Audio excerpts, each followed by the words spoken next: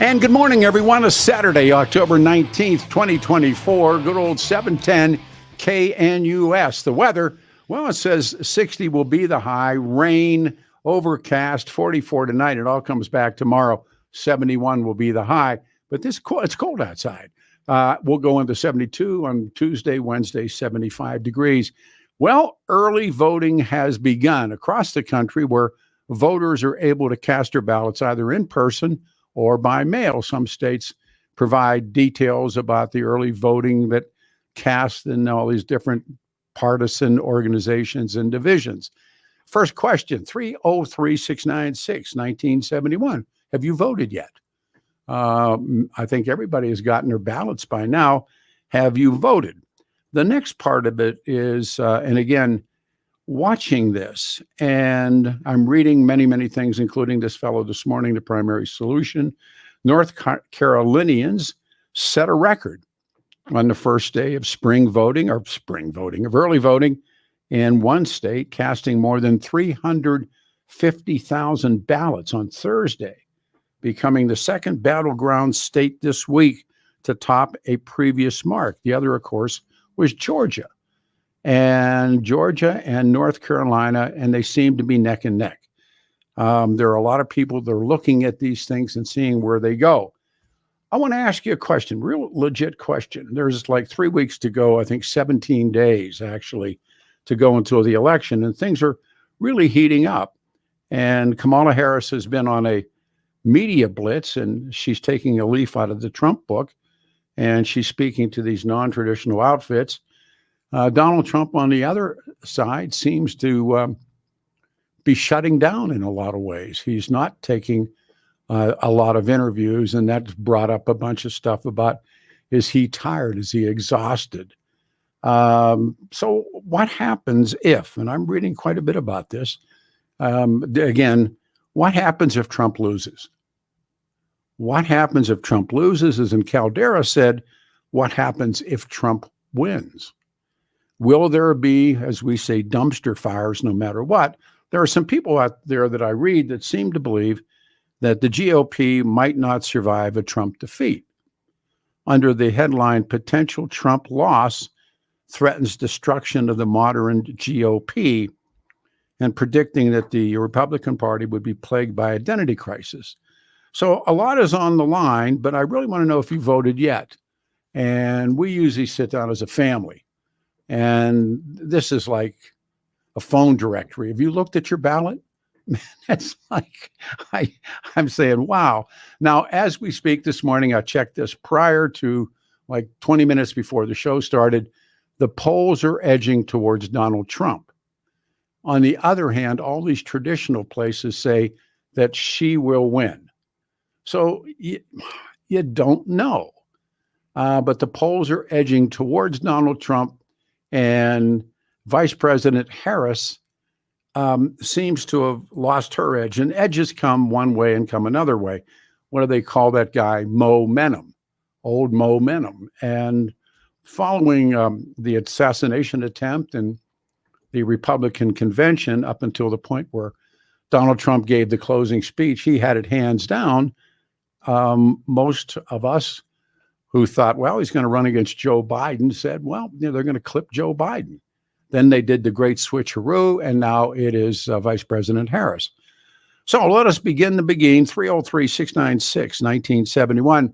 As an aside, in all the years I've knocked around this business, and I've never gotten to do this, I'm going to anchor election night here on 710 KNUS. I'm really pumped about it. I've never done it. I'm already plotting this thing out with guests and phone. You'll be able to call in all during, and I don't know how late we'll stay. I've already said that. I don't know do you believe that we're going to know by 1 o'clock in the morning who the next president is? Nah. I would be real amazed. That would be a runaway train. But I'm going to be able to host tonight and looking forward to it. And here on 710, and I got helpers and guests and phone calls out to people, and your calls will make the whole evening work. So really looking forward to that night. I don't know how long we will work, but then of course Billy and Jeff have the early morning returns. So 303-696-1971. As this show's been going with jam lines, get in now because we won't be able to get in. North Carolinians set a record. And I haven't seen anything from Colorado. Have you about people returning their ballots? We will probably do ours tomorrow. But, you know, those blue books that came, like a New York phone directory. I mean, it's like, and then this, and then that, and then this, and then that. I, like so many of us, you know, you listen to people, you get confusing answers on both sides. Early voting has begun, and some states provide details about early votes to being cast. Maybe it's Colorado that doesn't, but Vice President Harris has pushed for Democratic voters to utilize early voting more aggressively, seen as a tactic to help bank votes ahead of Election Day. And former President Donald Trump has been critical of early voting. His campaign, the Republican Party, have also been pushing for votes to be cast early. And here's a number that I got, and do with this as you may. 11,900,000. How would they know? But just read this number. 11,941,248 in early person votes cast nationally. That's a lot. 11 million people, voters, have voted early. So 303-696-1971. ... or on the other end of that, what happens if Donald Trump loses? ... What do you expect Donald Trump to do? Is it the end of the GOP? What do you expect Donald Trump to do? What do you think the front row Joes will do? What do you think the Proud Boys will do? What do you think will happen in this country if Donald Trump loses? On the other hand, what do you think will happen if the vice president loses? What happens next? And I look at these things and they're all kind of like, okay, how does it come out? And like so many other people, I wouldn't pick, well, you can do a pick 'em right now. The polls edge towards Donald Trump, and these old traditional ways of predicting the presidency, which often are very accurate, are picking Vice President Harris. It's announced we're 17 days until, and things are heating up. And Donald Trump is giving clues about what he will do in the aftermath. And I've seen him, they're getting pretty rough on these interviews. And will it be, maybe I wrote this question down last night. Will it be peaceful? Maybe it's a better way to answer it. Will it be peaceful if Donald Trump is defeated on what turns out to be long-term election? I don't believe that we'll know that night. I mean, Georgia is such a place for us to watch, but Donald Trump didn't answer the question. He rejected, he was asking him, I'll just give you the quote, "A man that has not been a big Trump fan over the years asks the question. And come on, Mr. Trump, you had a peaceful transfer of power compared to Venezuela, but was by far the worst transfer of power in our country in a long time." The audience booed. Trump thanked them. The former president then admitted that people were angry when they arrived in Washington in January, and what happened happened. All right, 303-696-1971. We're ready to go to work. On who? I didn't hear you. I can't hear you at all. Dim? Who's Dim? Jim. All right. Jim on line one. Here we go. Jim, you're on. We have no way of communicating this morning, so we're doing it through the headsets. Hey, Jim, thanks, man. Good morning. You're on the show. Hey, good morning. I'm Dim from Denver. Dim from Dimwit. Yeah. Yeah. So listen, I think, if people are voting in record numbers, this is a bad omen for our political party, because we've typically relied on low voter turnout to succeed in the past. I don't see that too much changes that. I thought low vote. Who's favored by low voter turnout? The The Republican Party. Okay. Historically, I think it's the Republican Party has All right. benefited from low voter turnout, haven't they? I'm not sure. I mean, that's an excellent question that I don't have an answer for. Okay. Well, right now we got record turnout in these states. Yes. Some of these states. And I don't know if we should really believe and take seriously that record turnout, people are coming to vote for the most hated person. They might be coming out to vote against the most hated person. It just depends on who that most hated person is. Who do you believe of the two candidates? Boy, I got to tell you, I think the demographics of this country in the last 10 years have changed. They've gotten younger, and I think I don't think these people are voting for someone that has got all these court issues. I think they're voting for someone who doesn't have the court issues. What happens? What do you think happens? Here's what I think. Here's what I think happens. So I've been saying it for a long time, but I think the craziness that's about to ensue after this occurs, no matter who wins, is going to put at risk our Second Amendment as we've known it over the years, more so than ever before. And I've been saying it, Pete, since 2017.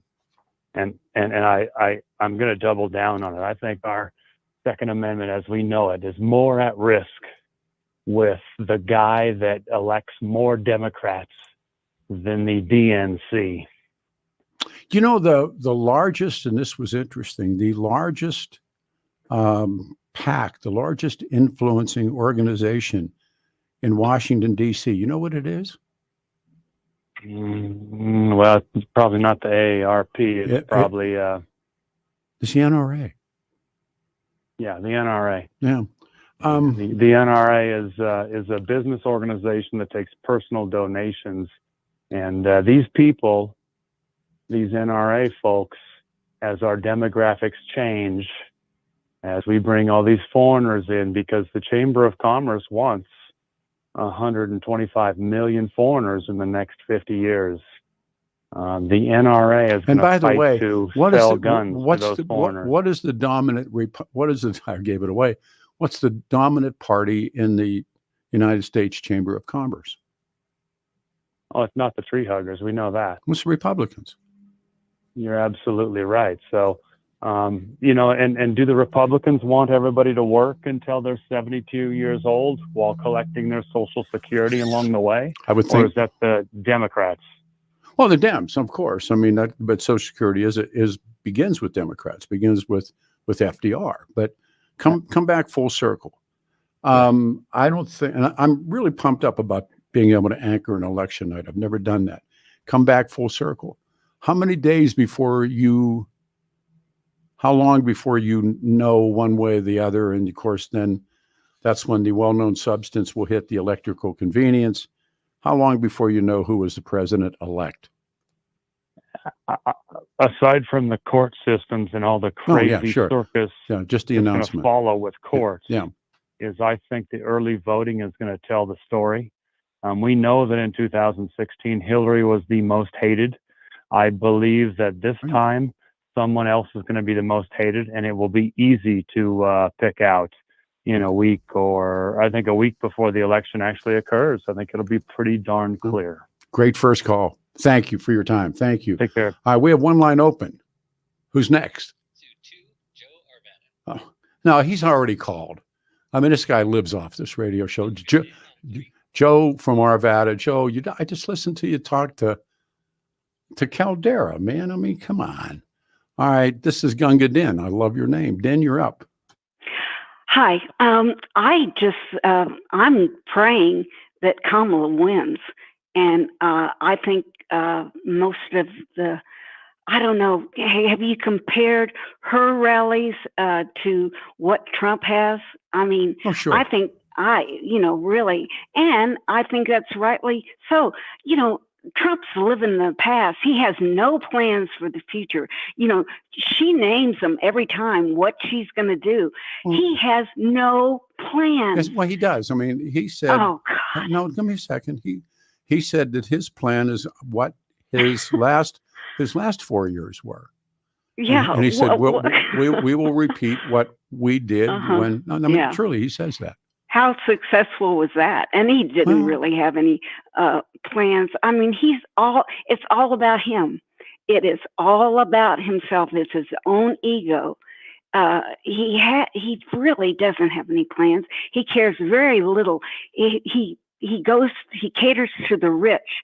He doesn't say what he's going to do. She's going to lift up people. She's so positive, and he is nothing but negativity and sourness and bitterness. But he wants revenge. That's what he wants. I think that part of it's really true about revenge. But Yeah. when I try and watch and listen, this whole idea of emotion, Vice President Harris wants the politics of joy, and all of these they're flowery words, and they sound wonderful.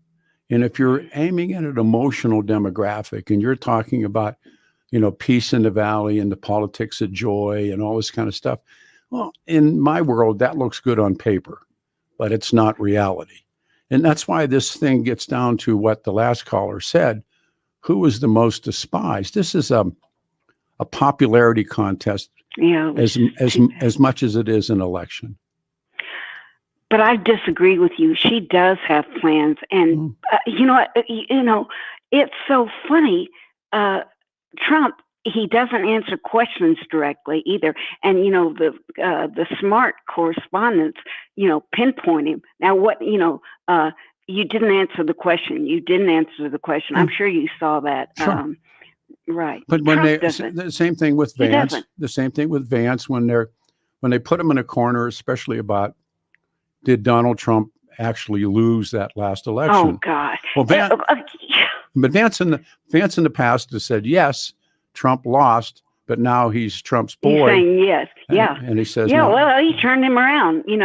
Trump, you want to be my running mate. And Sure. That's all he wants is power too. That's what Vance wants is power. Vance is, again, one of those really interesting characters. Oh, brother. Well, no, again, I mean, if you look at his life, and did you read his book about growing up? No, I didn't. I would urge you to do that. He really comes out of a slime pit, and he does well, and he does all these things. That's admirable, but you talk about swinging back and forth. Before he had called Trump, I know, a discouraging name. Yes, so, he did. Yeah, right. So, I have no respect for either one of them, and I do for Kamala. So what happens? What the night of or 2 days later, or whatever it is, when we find out that Vice President Harris has won, what do you think will happen in the streets of America? Well, I'm sure that Trump will inspire another insurrection, and he should be in prison right now for the last one. But I don't know.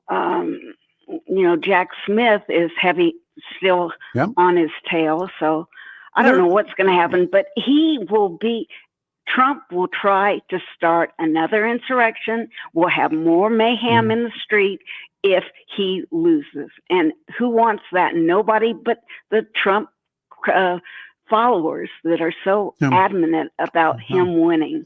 Yeah. I agree. With all the facts out, how many times they checked the last vote 5 or 6 times? Oh, please.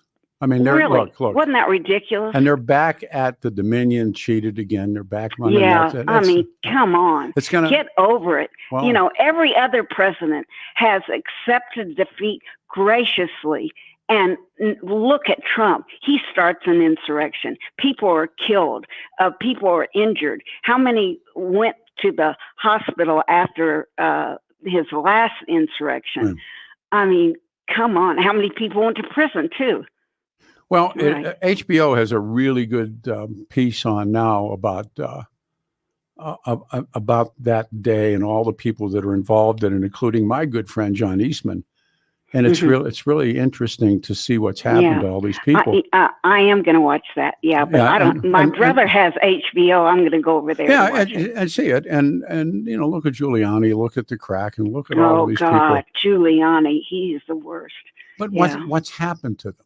I mean, in other words, they were so beloved on talk radio, and they would bring up Pillow Mike and all these people. And but did Trump help any one of his followers get out of jail? No. Or he did not help them. He doesn't help. He doesn't really. He's destroyed all his past relationships, so now he's working on new ones. But nobody's following him. He doesn't have his stall. He doesn't have the generals with him. None of the generals have come out in support of him. That tells you something. But it still gets down to, and it's, all things aside, the people who talked about her private life and talked about him and all these different things. And this doesn't seem to be, it seems to be more of a popularity contest than it is reality. In other words, I mean, when I wasn't there, but a bunch of people I know were out at Gaylord. They said it was amazing to watch it. They said it was absolutely amazing to watch it. The insurrection or what? No, out of Gaylord when Donald Trump was here 2 weeks ago or a week ago. Oh, okay. And they said it was just amazing. And God. But he caused an insurrection. People died. Why he got the nomination? Couldn't the Republicans find anybody else? My God. That's why the question is sick. That's why the question is when or if whatever happens. But we're a full decade into what's called Republican identity crisis. And after years in the wilderness, the wilderness in Colorado is just a real wilderness. But now America's major parties don't tend to spend much time in the wilderness because of the way the system works. If Vice President Harris turns out to be an unpopular president, which is conceivable, given that she's been an unpopular vice president. But voting her out would, by definition, mean voting a Republican in. So it doesn't seem that if Trump loses, he will claim this election was rigged. I mean, I think of course he will. And I still have tons of friends that still believe it. But many Republicans undoubtedly would feel the need to play along, which is a shame for the country. I know it. Don't they? I mean, they're afraid. They're afraid, which is so sick and sad. Yeah. Where has the integrity gone? Well, I used to be a Republican, but I left them about I'd say 15 years ago. And the other flipper on this, I'll give you the last comment.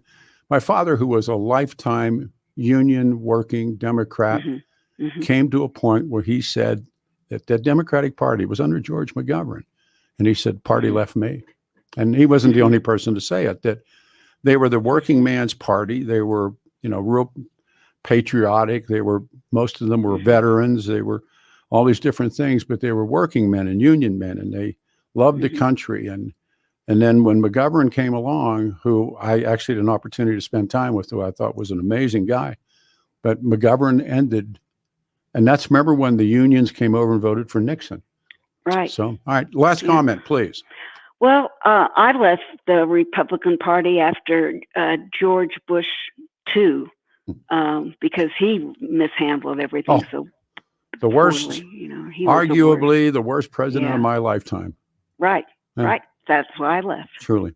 All right. Great call. Bye. You've made a lot of people mad. Thank you. 303-696-1971. I could read these, but I don't probably get sued. I'll just give you an information here. Way to pull the low information voter. Like I'm in charge of that.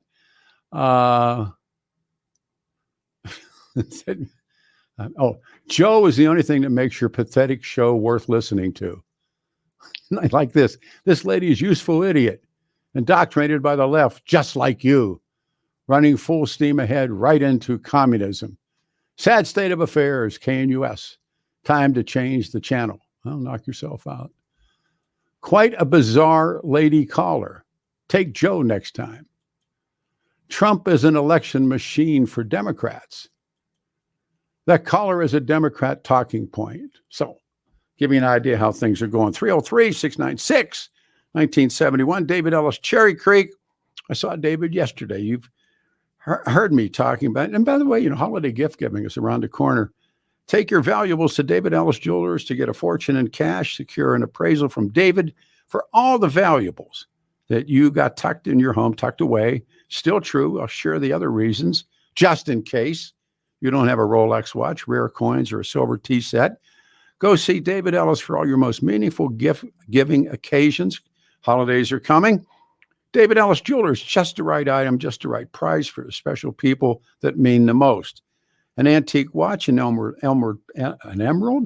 pendant, gold necklaces or diamond rings. Trusted jewelers been buying precious metals and antiques in Colorado for decades, and the dazzling cases filled with hundreds of new and used pieces that loved ones will treasure. See the man.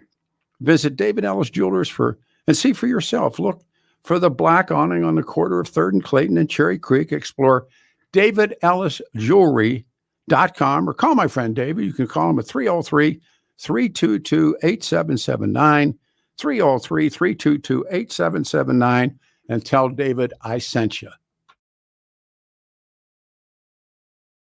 RockyMountainBargains.com, where you'll always pay half price. Why pay retail when you can get what you want at 50% off?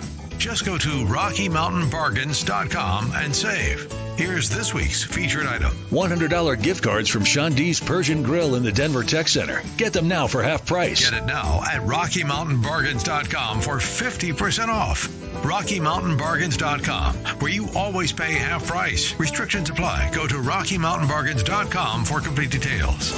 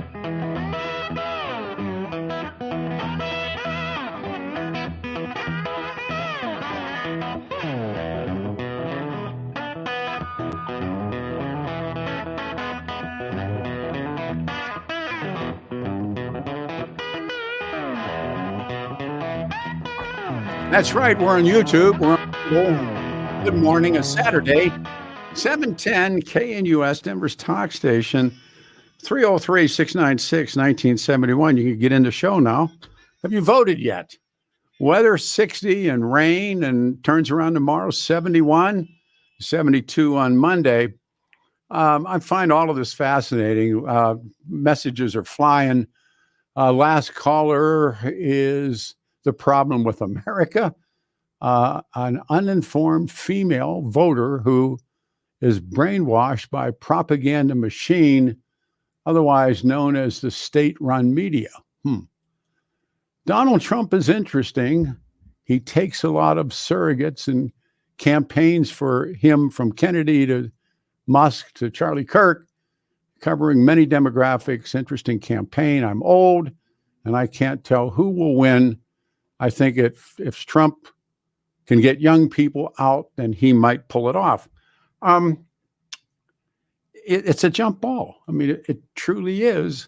What I find interesting is, as this old codger, and I'm lucky enough, I get a 4-hour-a-week radio show on a Saturday morning. And the rest of the time on this radio station, I mean, you can't tolerate callers like the last caller. It just won't be tolerated. And so we give everybody this opportunity, and it's like, I don't know. I cringe.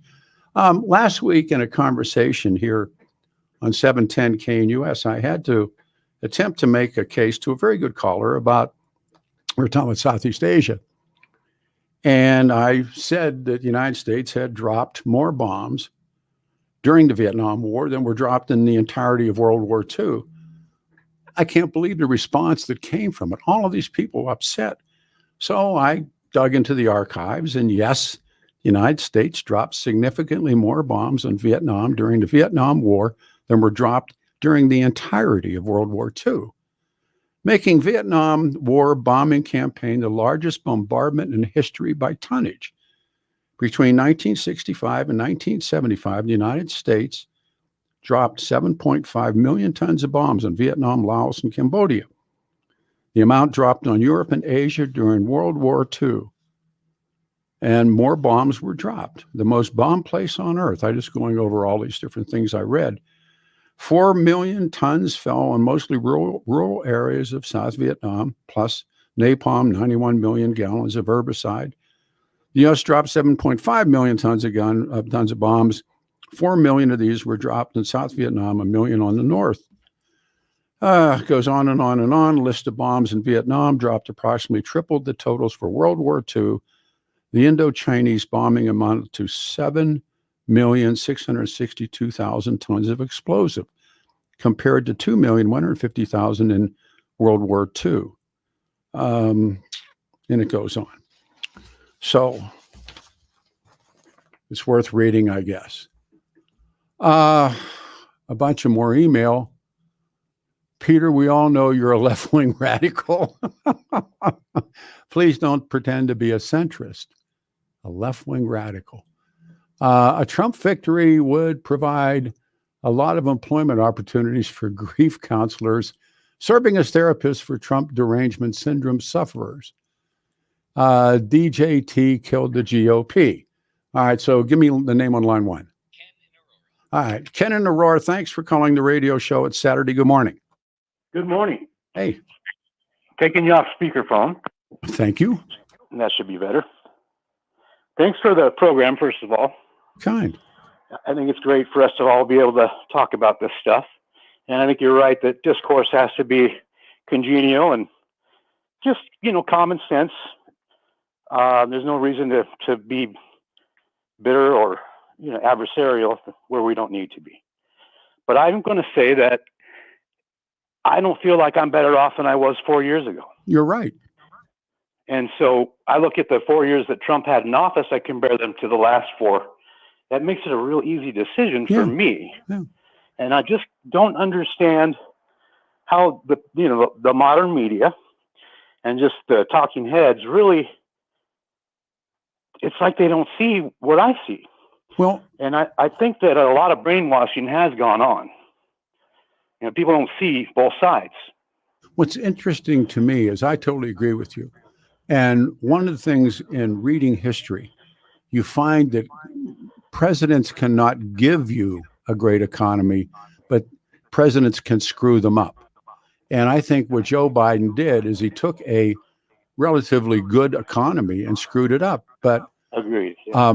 If this power that I hear people say that Trump has, or for that matter, I remember listening to people say Bill Clinton had it, then why didn't Harry Truman use it? Why didn't FDR use it? Why didn't Herbert Hoover use it?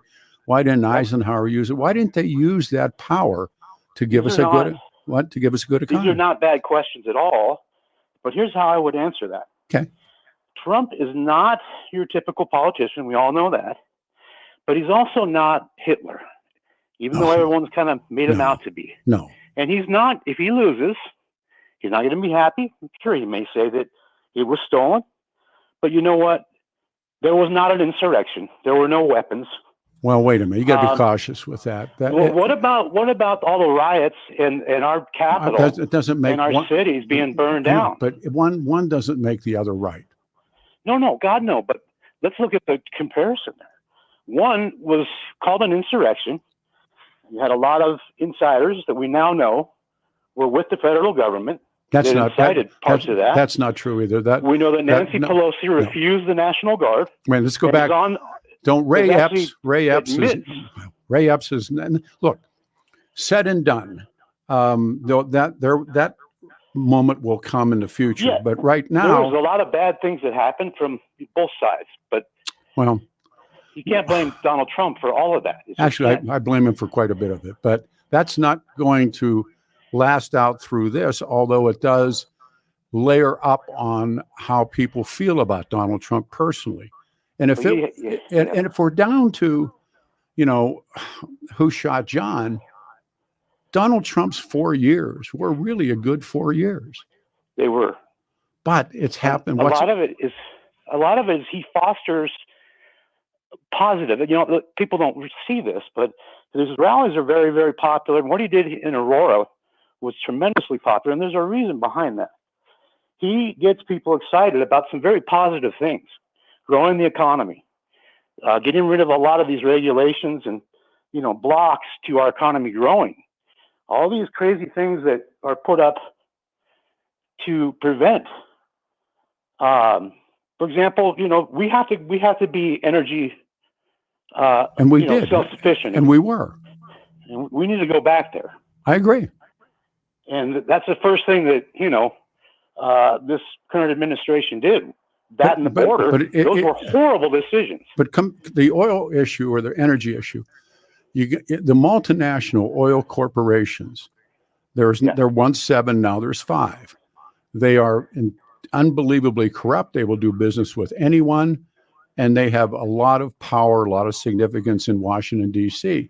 Yeah, when Donald Trump says drill, baby, drill, and that blows up the Greens, it blows up everybody, but he's right. He's absolutely right. And Colorado will benefit tremendously. Well, and that's what I'm saying is that there are these moments with Trump, and you go, yeah. Now, and the question is, if this is hypothetical, if you weren't Trump saying those things, would they go over better?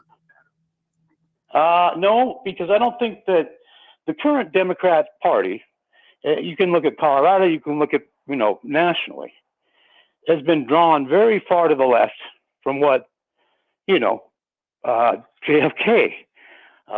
would have been considered. I mean, really, look how far left this whole country's gone. Well, it's too much. And it's going to swing back the other way this election. Well, again, if you're right, what's taking place in Europe today is Europe after the end of the Second World War was dominated by their socialist worker parties and often Trotskyists. And the United States of America is, and it always happens to empire, when the multinational corporations get a hold of the power, all these different things happen. And it doesn't happen with Donald Trump. It begins after Eisenhower. And even maybe during Eisenhower is a better place to look for it. The United States becomes colonial. Then as empires fail, and they do, they all seem to have these throes that we're in right now. Donald Trump is one of the ways perhaps out of it. And well, it's you know what's really funny? You're making great points. But what I find fascinating is the people that hate Trump the most, I think, are going to be the ones that are responsible for putting them back in office again. They've tried to impeach him twice. They've tried to they've tried to put lawfare against him how many different ways? The first impeachment. They still are. And then they tried to kill him twice. Or someone did. Someone did. This idea of the they and them, the only one that I've ever, only assassination that has intrigued people that hate him tried to kill him. That's a they. That's a them. You know, but yeah, it's plural. But when people say they, that means like the CIA and the deep state. No. I'm not talking you, but people do that. What I'm saying is we don't know who hates him that much, but you know, maybe one day. The only one of the assassinations that is so intriguing is Lee Harvey Oswald. The rest of them are very explicable people. They're from John Hinckley. I mean, down the line, they're madmen. You do realize that the things that happened in Butler are not really well known. What actually happened there? Well, I read about it. There's more than one shooter on the roof. First of all, I have to say I've not seen that. Well, I can help you get there, or at least see something that might change your mind a little bit. Well. But anyway, bottom line is this: the guy that ended up on that roof dead, first of all, was not Crooks. Oh, come on. Now you're stretching it out. Now you're scaring me. I know it's crazy, but I can tell you this. Right. There's a lot of issues. You got guys leaving their post in the building that was supposed to be watching that roof. What was the cops? It was the Butler cops were the ones who saw him. And there's a lot of weird stuff. And there were people screaming, there's a guy on the roof and all those different things. But all these other, if just go down Arthur Bremer. All you had to do is put someone on that water tower, or give somebody high ground, and none of this would have happened. It's a coulda, shoulda. It's a coulda, shoulda, woulda. I don't see a conspiracy there. The only, like I said, the one that was a conspiracy, no question about it, was Abraham Lincoln and all the different attempts on people in the aftermath of Lincoln. It was a Confederate conspiracy. It was it was the Knights who pulled it off. And then Oswald, who will go down forever. You're a lot better read than I am. I kind of need to work on that. I very much appreciate that you have done that. I want to. Can I say one last thing? All right, one last. I just want to pick your brain a little bit. At the end of the day, if you sit there and you look at it, the country was better off. We weren't at war. I don't think that the left back in the day they were for peace. Anti-war. They were anti-war. That's not the case now. No, but they are anti-Israel. It's amalgam. It's listen, I'm getting yelled at. Love the call. Thanks for your time. Thank you. Thank you. All right. I'm happy today to talk to you about my friends at Water Pros. Water Pros cares about the quality of your water. You can remove forever chemicals and microplastics and hard water with Water Pros. Got it in the house, the family unit. For $3,195, you get a whole, and this is so worth it. You get a whole water softener. You get a point of use reverse osmosis drinking water system fully installed. But take the first deal, and that's the free, underlined free, in-home consultation. You want to know what kind of water you got? They'll come to your home. They'll test your water. They'll answer all your questions and concerns about the water. Let them just come and test the water. These are good guys. Truly, Water Pros, family-owned, veteran-owned business dedicated to providing you with the best in water treatment for less than the other guys, and they're good and it works. Go to Water Pro today, waterpros.net, and request your free water test. Call 303-862-5554, 303-862-5554, 303-862-5554. Ask for the Peter Boyles special, but let them just come out and test your water. Stay right here. RockyMountainBargains.com, where you'll always pay half price. Why pay retail when you can get what you want at 50% off? Just go to RockyMountainBargains.com and save. Here's this week's featured item. $100 gift cards from Sean D's Persian Grill in the Denver Tech Center. Get them now for half price. Get it now at RockyMountainBargains.com for 50% off. RockyMountainBargains.com, where you always pay half price. Restrictions apply. Go to RockyMountainBargains.com for complete details.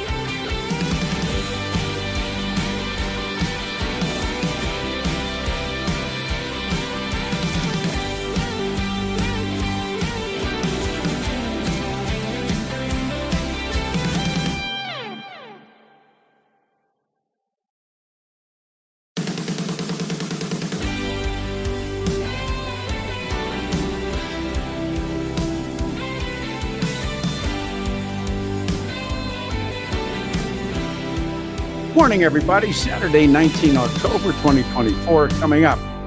Nick Troiano will be with us, and we'll talk about very much what we were talking about now. The weather, 60 will be the high, and got some AM, FM showers. 71 tomorrow, Monday, 72. Back to the phones. We go to line 2. Rob, you waited. Good morning, and thank you. Good morning, Peter. And I just want to thank you for a true Allenberg opening to your show, taking that lady's call. Man, that was great. Thank you. Yeah. Got some people going, including me. Yes. But I just want to contrast you from 9 years ago, riding in a bus with me out on the other side of the planet, trying to convince me that Donald Trump was the man. And that was in Israel. What? And okay. yeah. And I'm the guy that pulled you out of the Dead Sea. I'm that guy. Oh man, But- hey, yeah. Yeah. That's the best way to remember me. Audience, I saved Peter from himself in the Dead Sea in Israel. But the thing I wanted to point out, I mean, everybody's going to have an opinion about both Trump and Harris.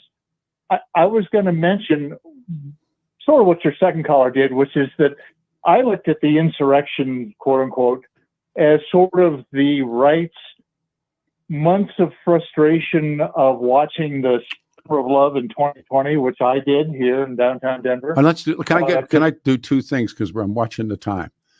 Yes, sir. I voted for Donald Trump twice, for whatever that's worth to anybody. I voted for him twice. It's this time period after that has really thrown. I agree, and I'm troubled as well. And being in the oil business, this drill baby drill thing, what he did the last time is, if you recall, his first trip that he made, his foreign trip. Do you remember where he went? Saudi Arabia. And he did the little sword dance and got over the globe of lights and made a deal to sell them jets, and the price of oil dropped, and that made it really, really difficult for the domestic oil industry. They were selling weapons, but it's a follow-up because John Kerry, the mullahs they need defense equipment. They were, the General Dynamics stuff and all of it. And Jimmy Carter froze tremendous amounts of Iranian assets. Plus, people forget this, he kicked Iranians out of this country. So the mullahs now want their money, but they also will say, okay, you want to sell it to us? The Germans will, the French will, the British will.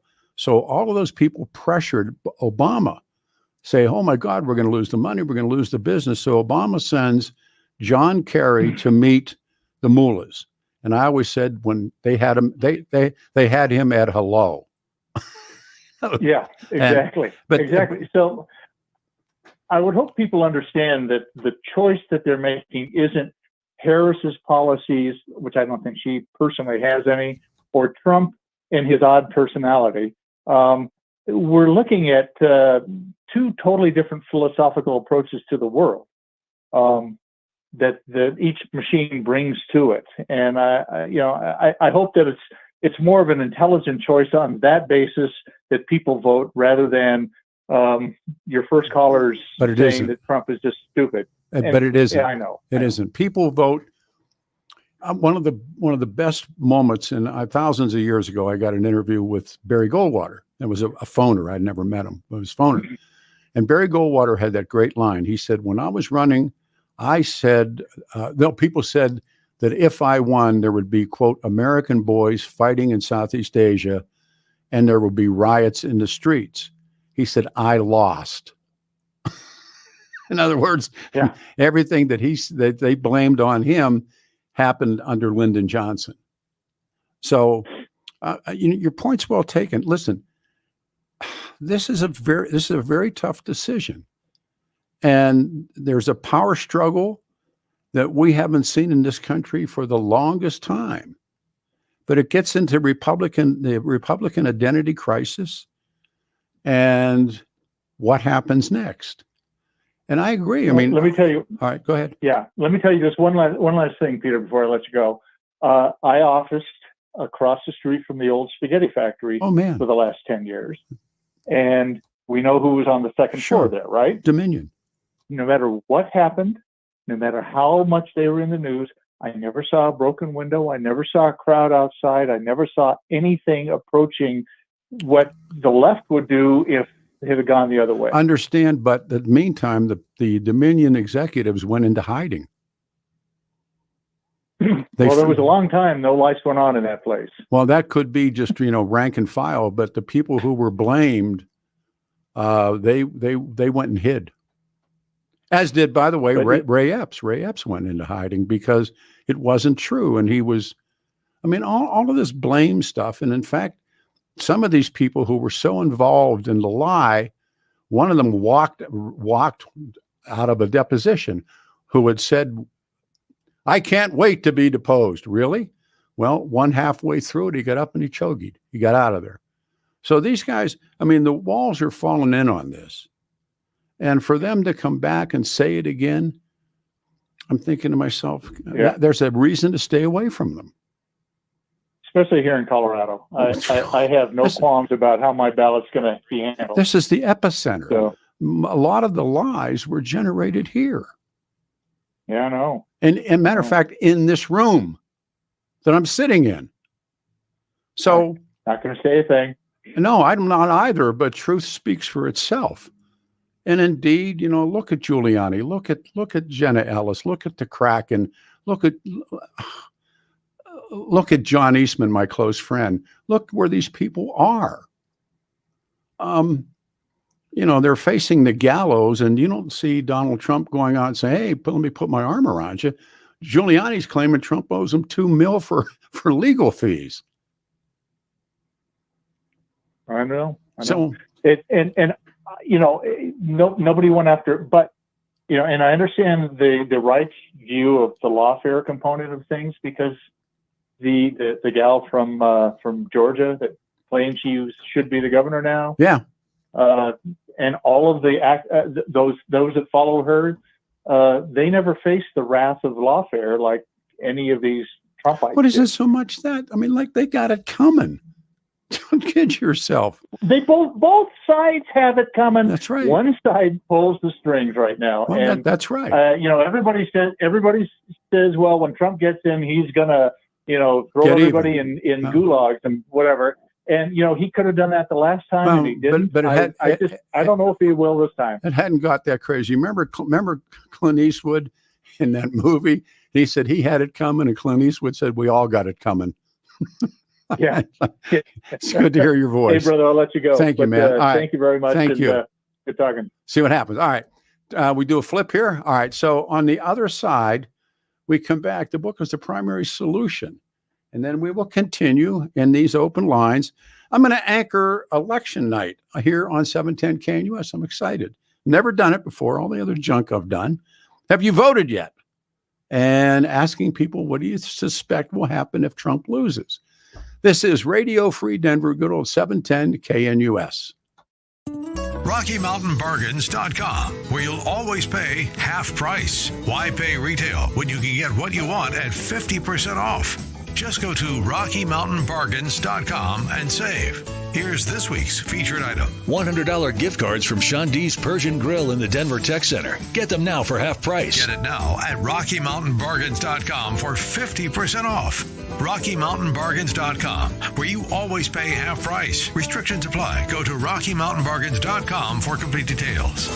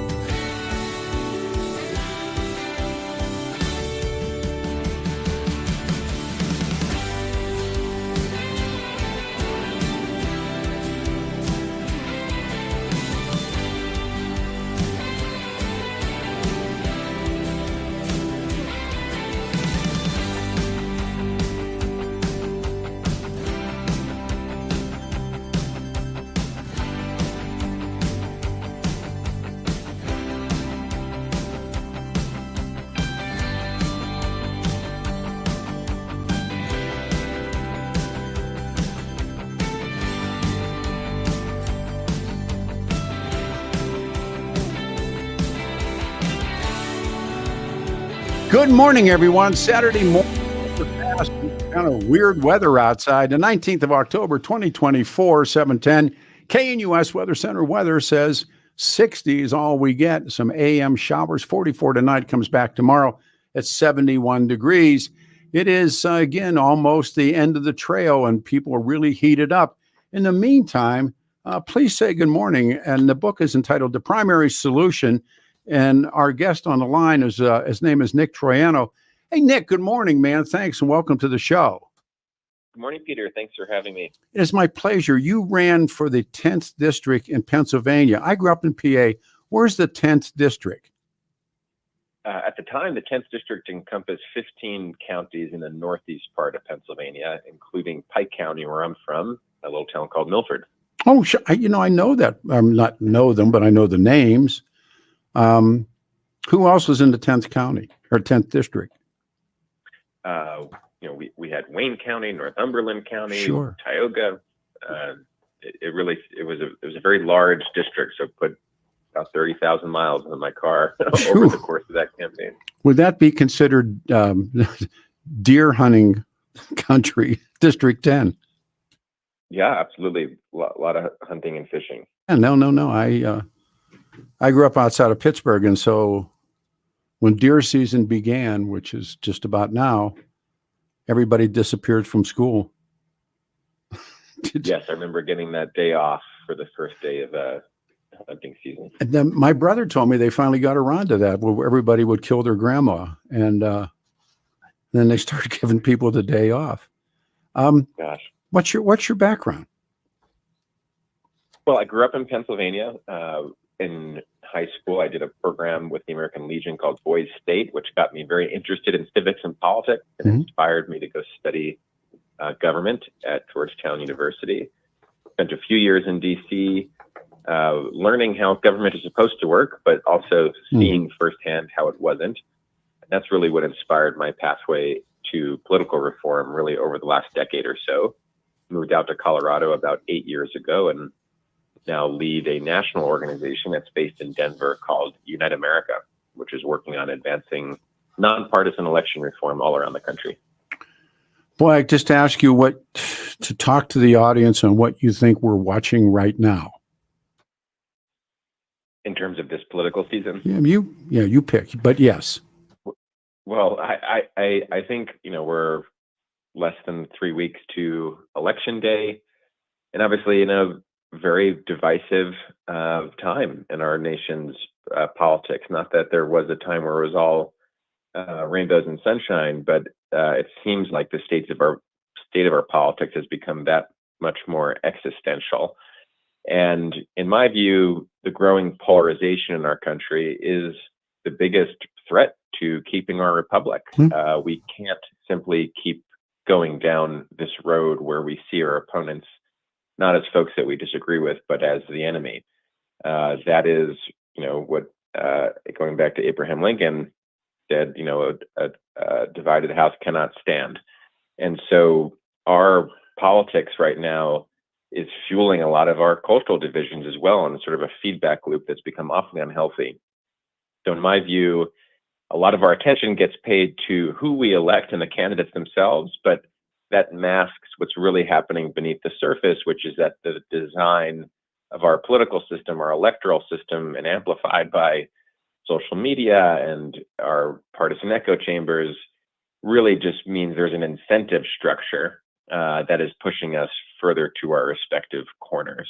And if we want to address this problem of deep political division, we have to change those incentives for the candidates and elected leaders who are looking to get elected and get reelected. One of the more significant things, do you mind if I read the audience just quickly a little blurb from what you wrote, is it's the media and social media. Another big group blames political dysfunction and cultural polarization on biased information sources. They see fake news, disinformation, poisoning the country via some combination of Fox News, MSNBC, Facebook, Conservative Talk Radio, New York Times, and other outlets. Expand that. Well, that passage in my book was really getting at the various culprits that people see for the dysfunction in our political system. Some people do point to the media, others point to our cultural divisions, others point to particular politicians. What I point to, though, as the biggest solvable problem fueling division is actually the design of our election system itself, and particularly the role that partisan primaries play in our elections.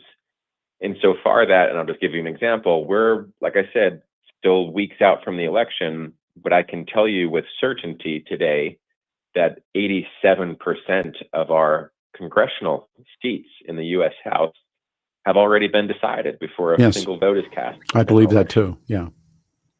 And the same thing is at the state level. Here in Colorado, 82% of our state House seats have already been decided. I believe they've that. been decided in low turnout party primaries that restrict who can actually participate in those elections. And the challenge of that is that those who do participate aren't very representative of the electorate as a whole. They tend to be more partisan and ideological voters. And that is the overwhelming dynamic of why when we get to a November election, a lot of voters look at the ballot and have to choose between what they perceive to be the lesser of two evils. Can I ask you I'm sorry. No, please go ahead. Okay. And I've been reading quite a bit about how Vice President Harris became the nominee without going through a primary process. And I personally believe, things that I personally believe, but let me turn it back to you. How did she become the stalwart without going through all the different steps that others have? Well, the way that we nominate our candidates has evolved over some period of time. And the way that it works at the presidential level is still through a convention process. So the formal official way that the Democratic and Republican parties choose which candidate to put on the ballot in November is done at their summer conventions. Now, those conventions have delegates, and those delegates are now, unlike in the past, often bound to support whomever the candidates are that are supported by voters in the primaries that happen in the months leading up to the convention. Now, there are rules of these conventions that will provide for the fact of if whoever is supported in the primary is no longer a candidate, then those delegates become unbound to support whichever other potential candidates there are to be the nominee of the party. So what happened when President Biden stepped down and no longer was a candidate, there was a window of time in which anyone within the Democratic Party could have stepped forward to become a candidate for president, and delegates would ultimately decide. That happened very quickly, and Vice President Harris was, I believe, the only one officially, maybe Marianne Williamson also did for a brief period of time, to say, I'm a candidate. And that window closed because the delegates lined up behind her, and that's how her name will now be on the ballot. But the idea of a floor fight convention, the last one that from my reading is Jack Kennedy in Los Angeles, and they had that great floor fight, and Bobby engineers it, and Jack gets the nod. Why wasn't there an open floor fight convention? I mean, I think there was so much intrigue in getting rid of President Biden, and they think they did. They pushed him out, and they put her in. It threw Trump a curveball that he still hasn't recovered from. But he believed they were going to run against Joe Biden, and almost overnight, then appears the vice president. Am I reading the wrong things into that, or do you think there's some truth to that? I think there's a lot of behind-the-scenes power brokering going on when in what would have been open race for the nomination, only one viable candidate steps forward. That denies people choice. That denies people real competition. Yeah. And so I think that process is unrepresentative, as well as what we see on the Republican side. Although there was a competitive primary, you had a debate process that the former president did not participate in. Moreover, when you go back to 2016 and you look at when President Trump was first nominated, he didn't receive a majority of votes in the Republican primary contest. Oh, he The did field not. was very fractured, and the rules were such that you only had to win the most votes, not a majority. And so on both sides, we don't see processes that are representative of the parties. And then if you're one of the 51% of Americans who don't identify as a Democrat or Republican, it's even worse because there is no real pathway for a credible third candidate. And that's in large part, again, because of our electoral system. When we go to vote in November, we oftentimes fear voting for an independent or third party candidate because it would take away a vote from our second preferred candidate and may lead to the election of our least preferred candidate. That's all true. Right. And so that's why we're stuck with, two options that I think most Americans would think we can do better. And that is happening cycle after cycle. The only way we change that is if we open up our electoral process and change the rules to incentivize more competition. And that's really what the work of United America is doing at the state level around the country, including here in Colorado. It seems to me that it's locked down. And Nick Troiano is our guest. The book is The Primary Solution. You write about one of my favorite people fighting Bob La Follette in Wisconsin, and about tell the fighting Bob La Follette story. He really did change American politics. Speak to him, please. Well, he did. Yeah. He was a reformer of his time, and I believe ran, on a platform of trying to give voters more power, trying to break up the industrial monopoly at that time. And what he ultimately did was become a champion of what we now take for granted as direct primary elections. Before Bob La Follette's activism in Wisconsin, our primaries were decided in smoke-filled rooms by party bosses when they were to handpick the candidates. And he made the case for opening those contests up to voters themselves. And so after years of advocacy, including running for governor in Wisconsin, he was successful in seeing his state become the first state to adopt a direct primary. This is in 1904. And within a decade, a majority of states followed once they saw that this was doable and was beneficial, not only for voters, but also actually for the parties themselves.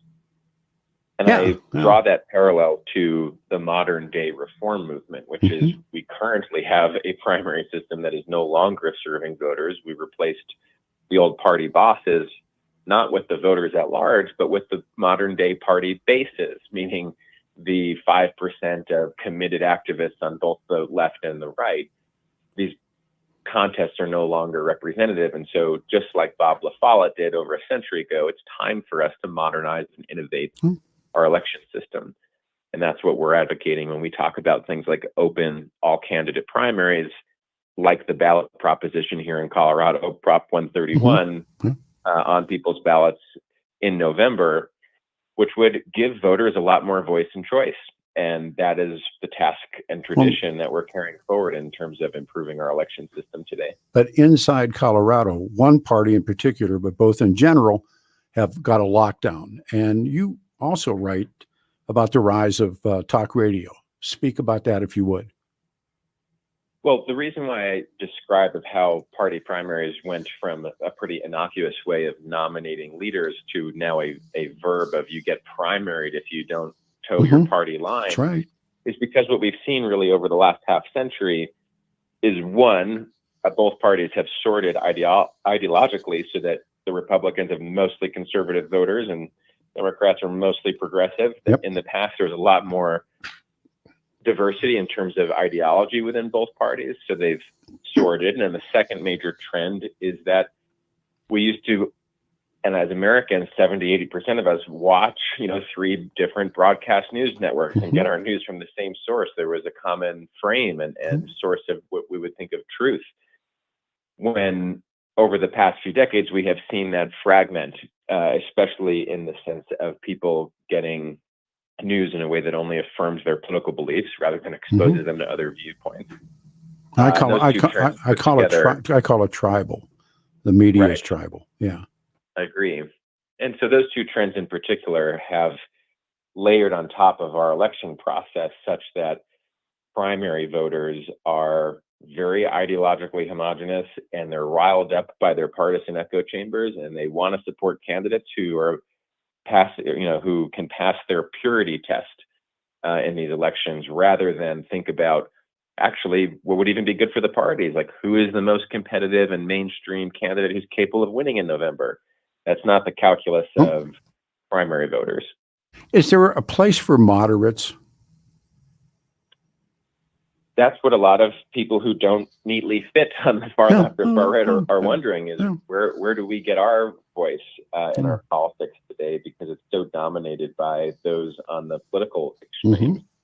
And again, because of our election system, people who don't fall within those two particular camps, our voices are silenced in many ways. I agree. Think about this: in 15 states, if you're an independent voter, you are legally prohibited from voting in either political party's primaries, even if those are the only contests that truly matter in determining the outcomes of election.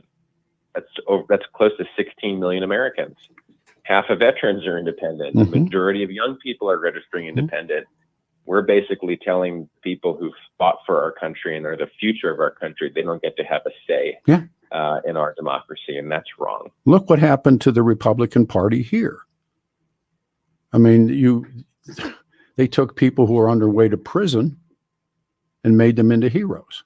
And I watch this stuff, and the Democrats are controlled by, I've often said that part of the Democratic Party in America today has become almost a Trotskyist organization, a socialist workers organization, the ones we saw in Europe after the Second World War. So I'm at a point now, Nick, here's one loaded question. Donald Trump loses. What happens?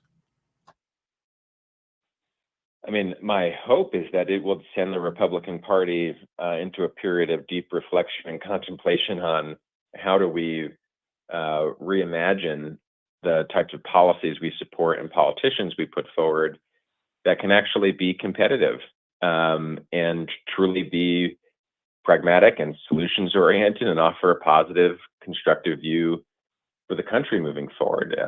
The Republicans have lost national elections over the past few election cycles, but they still haven't gotten the message yet that, sort of with Trump at the top of the ticket, they are, deeply alienating a cross section of the country that doesn't quite support that agenda. And it's not even about policies. It's really about support for basic democratic institutions, the rule of law, free and fair, elections. We need, and I would just emphasize that as an independent, we need to have two healthy political parties.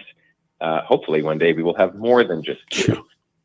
And it is not good for the country, nor is it good for the Republican Party for their standard bearer to be, the divisive individual who is leading it today. Democrats are also, I think, wandering through a bit of the wilderness as their left flank has, gained more influence over the past few years. And I think for both parties right now, they have been content in terms of being a declining share of the market, but that's not sustainable for them or for the country. And I'm hoping that this election will be a wake-up call on both sides. We're headed to the cliff. And I really believe that. This country right now, this is by the way, Nick Troiano is our guest at Primary Solution. I think that this country is as divided as, well, not as the American Civil War, but this country is extremely divided right now. Nick, do you agree with that? Yes, we're certainly in a very divided time. Although we have gone through, to your point, a period of time in the 60s and the Civil War where things had been worse. And, I lived through the 60s, and I see this as far worse than the 60s, as bad as the 60s could get. Yeah. Because the good thing is that although the system is not self-correcting, we have a pretty good history of leaders stepping forward who will put country over party to unite us and to usher in a series of improvements and reforms that can put us on a better track. In my mind, and why I do this work and stay optimistic, is that there's nothing so broken about our politics that our democracy doesn't give us the tools to fix. And that's evidenced by the fact that this year we are seeing the most ever election reform initiatives on the ballot than we've ever seen in an election, really since the initiative process was created over 100 years ago. 6 states will be voting to abolish party primaries and adopt open all-candidate primaries. That's our opportunity here in Colorado with Prop 131 and other states, including red states like Idaho or blue states like Nevada and purple states like Arizona are going to be voting on these reforms too. It's really about trying to re-empower voters, give them more voice, choice, and power in their elections, and take power away from the political insiders that benefit from the status quo. It seems like they really hate each other on television and in these campaigns, but let's remember 90% of incumbents get reelected under this system. No, I agree. I hate, quite well for them. Yeah, we hate this guy, but we vote for our guy. But, having lived through the 60s and I was starting to get into the business, is the moment that Richard Nixon resigned and the moment that Gerald Ford would not return to Southeast Asia. I was working and the music changed. Disco happened. Jimmy Carter becomes president. Things changed on the dime. I don't see things changing one way or the other. I don't. I don't see. I disagree. I always think there's a ascendant generation that will bring their own views and values to renew our democracy in our country. And while I will say that I have some hope for the younger generation in terms of their desire for more solutions-based and less partisan politics.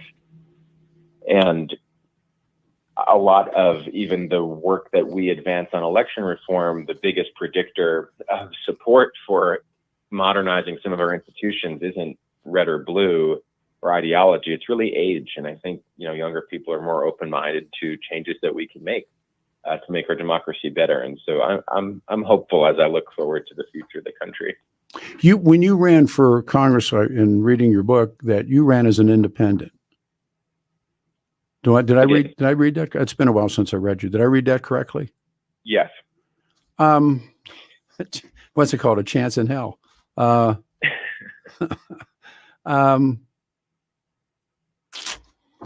Leave us with something and your prediction of an outcome. Well, on these reform measures that I mentioned before, getting any ballot initiative across the finish line is inherently a difficult challenge because you're trying to convince voters to get to yes when the no side only has to plant a few doubts. But the reason why I'm hopeful is that the status quo should be unacceptable for us as voters. We have a wonderful election system in Colorado when it comes to our ability to cast the ballot, trust that ballot is secure, but we don't have a great election system in terms of how meaningful those ballots are when we cast them. Like I said, only over 82% of our seats are safe, decided by only about 10% of voters in the state, leaving a lot of us unrepresented. So we should not tolerate the status quo, especially when we see the results that we are from government, which is why my prediction for these outcomes is hopeful. Despite the challenges, despite opposition from both major parties, I think people are open-minded to solutions. And when we get past Election Day, and not only do I hope here in Colorado that Prop 131 is successful, I'm also hopeful the legislature will follow the will of the people in implementing it. There was an effort back in June to proactively undermine the will of the people by setting all sorts of hurdles for implementation. But I think a resounding vote in support of this initiative will mean that our state legislators will get to work on ensuring that this election system will be used in time for 2026. We'll do this. When the smoke clears after the first part of November, we'll get you in studio and take a look at all of this. I really appreciate your time. The book is The Primary Solution. And Nick's publisher, by the way, is who is your publisher? It's Simon & Schuster. Simon & Schuster. Yeah. You take care, man. It was good to have you on the show. You're very bright. Thanks so much, Peter. Now we'll do it again. I promise. Take care. Okay. Thank you, sir. All right. It is 7:10 KNUS. We're Denver's talk station. It's Saturday morning, the 19th of October. I think we got 17 days to Election Day, but ballots are already out and they're already moving. And if you look at some of the numbers that are floating around, there's Georgia and South Carolina and North Carolina, all these battleground states, they're voting early. There's a number that was on the wire this morning, and do with this as you may.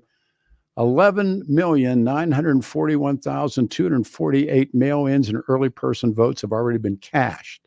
Cast. Have you?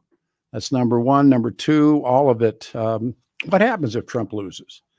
303-696-1971. Have you voted yet? It is going to be one of those days. It's been a great show already this morning. 303-696-1971. You ready? Let's hit the bricks. RockyMountainBargains.com, where you'll always pay half price. Why pay retail when you can get what you want at 50% off? Just go to RockyMountainBargains.com and save. Here's this week's featured item. $100 gift cards from Sean D's Persian Grill in the Denver Tech Center. Get them now for half price. Get it now at RockyMountainBargains.com for 50% off. RockyMountainBargains.com, where you always pay half price. Restrictions apply. Go to RockyMountainBargains.com for complete details.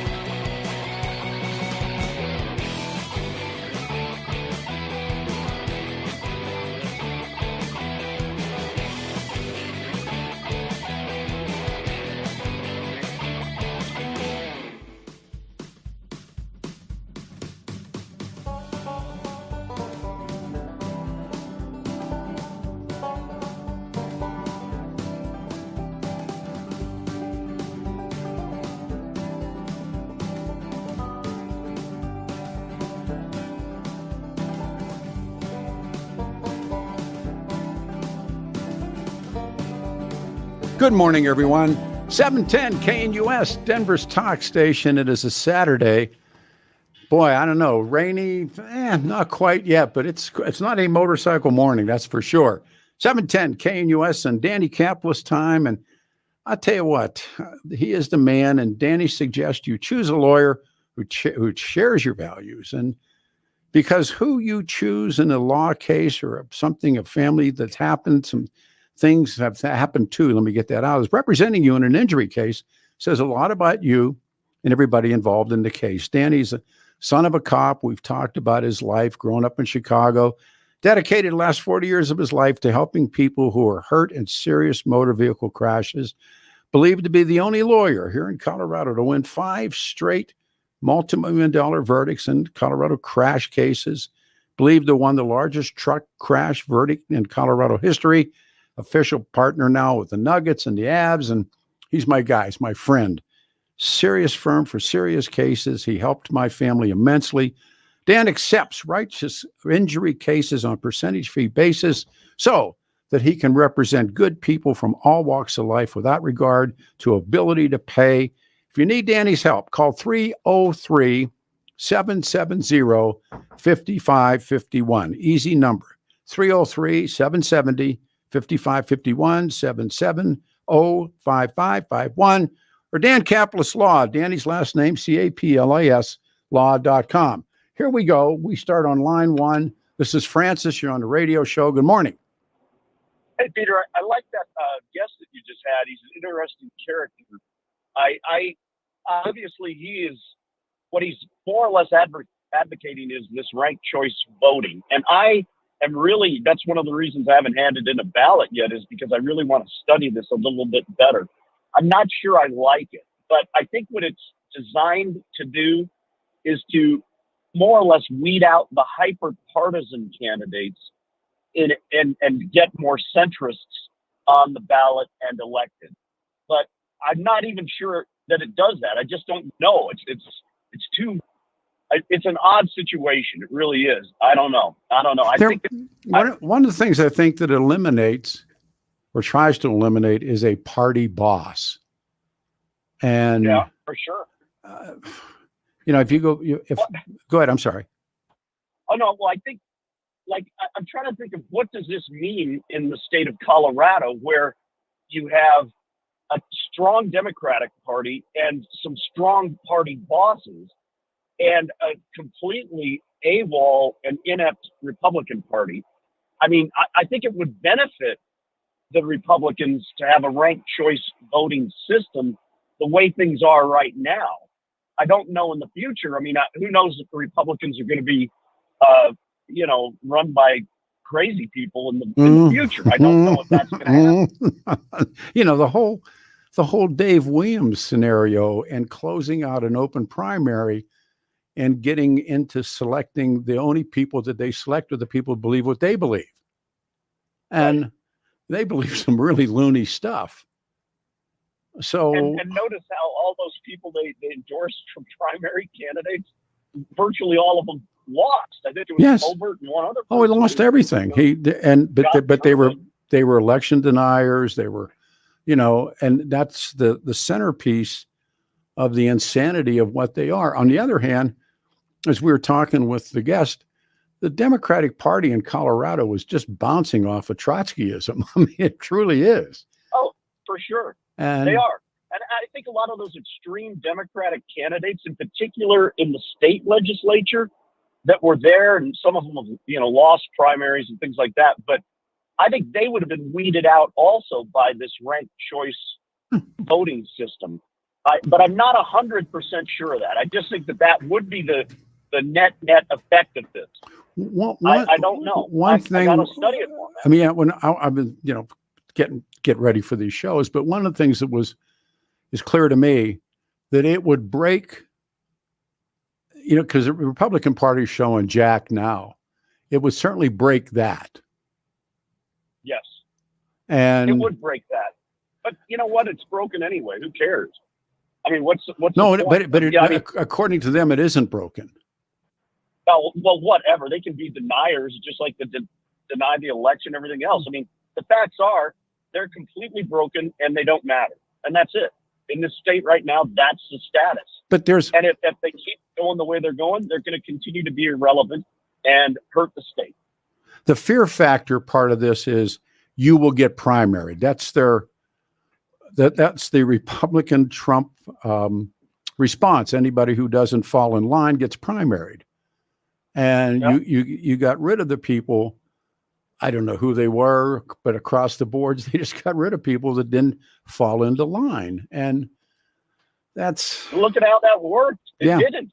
It didn't. That's the whole point. It didn't work. They ran all of these kooks against others, and the kooks all lost. Dr. Oz. I'm going to give you a list of people. Who was the football guy, the running back? What was Herschel Walker? I mean, my God. They got a couple of those guys now that I'm going, oh, man. And if you lose the Senate, and I think the Republicans will hold on to the Senate, but let's see what happens. The Dems, I think, will take the House. It's the big seat that's up for grabs right now. How do you think? How do you think that comes out? You know what? I don't know. I think that it's literally a coin flip, I think. And I agree. And I don't know. I mean, my God, I really just don't know. It's such distasteful. Oof. Both sides candidates are so distasteful that I really just don't know how it's going to work. Really loaded question. Who was the last person running for office that you were excited about? Oh God, I don't. Boy, I'm having to reach back. President. I mean, who was the last person that you went, damn, I'm glad they're... Yeah, for president. Oh, wow. I think I wasn't excited about Bush, but I was neutral on him. Which one? I felt he was better than the alternative. Which one? Both of them. Honest to God, both of them. The only candidate, honestly, that I was enthusiastic about, and it was the first time I was able to vote, was Reagan. And I was enthusiastic about that candidate. Yeah, but literally since then, none of them have been exciting at all. None. The double R was the man, wasn't he? Wow. He wouldn't be. What would happen? Oh, they run him off. You had a Ronald Reagan-esque candidate. No, if Jack Kennedy appeared, the Democrats would run him off. If Reagan appeared, I think I'm afraid they'd run Reagan off. Oh yeah, most definitely. I don't think he would. He wouldn't possibly, with the way the Republican Party is right now, he would not be the candidate. There's no way. He doesn't hit the purity buttons or whatever. No, it's true. Or whatever you want to call them. No, it's a blood test. Yeah. I'm worried about this election. Yeah. We got him. All right. Who's winning? Well, you can pick your poison. We need to take a turnaround. Adam's got the con. I'm Peter Boyles. It's Saturday morning, October the 19th. RockyMountainBargains.com, where you'll always pay half price. Why pay retail when you can get what you want at 50% off? Just go to RockyMountainBargains.com and save. Here's this week's featured item. $100 gift cards from Sean D's Persian Grill in the Denver Tech Center. Get them now for half price. Get it now at RockyMountainBargains.com for 50% off. RockyMountainBargains.com, where you always pay half price. Restrictions apply. Go to RockyMountainBargains.com for complete details.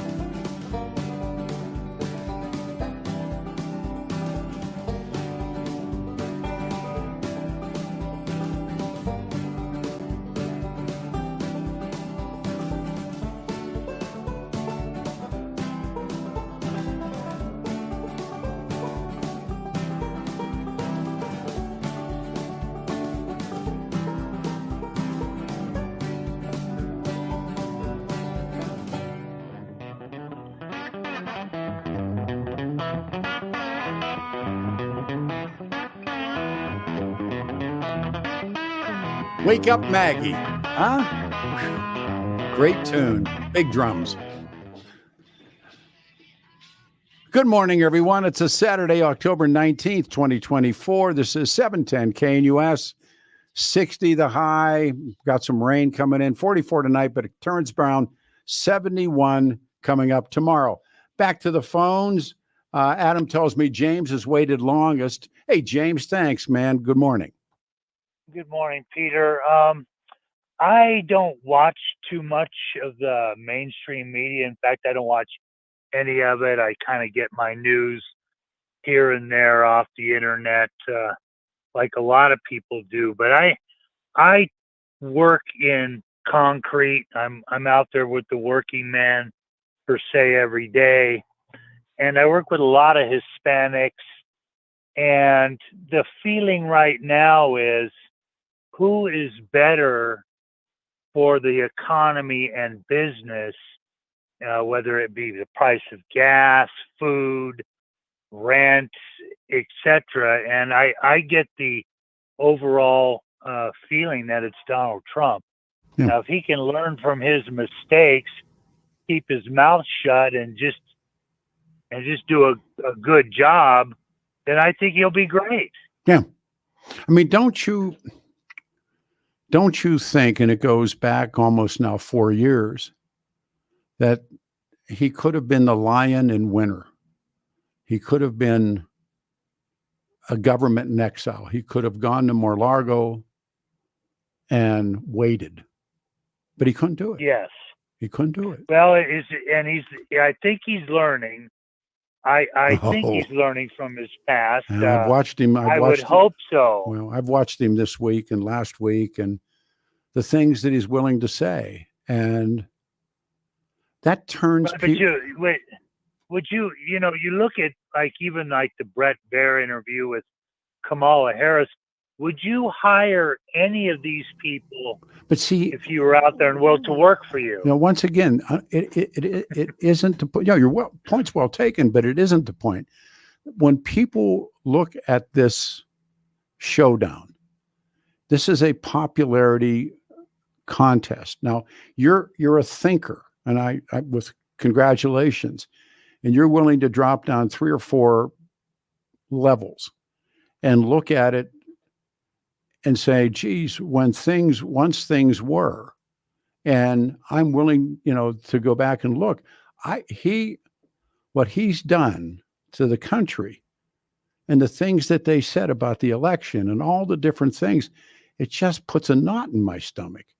But you're right about oil prices and about food and foreign policy things. I mean, they were all spot on.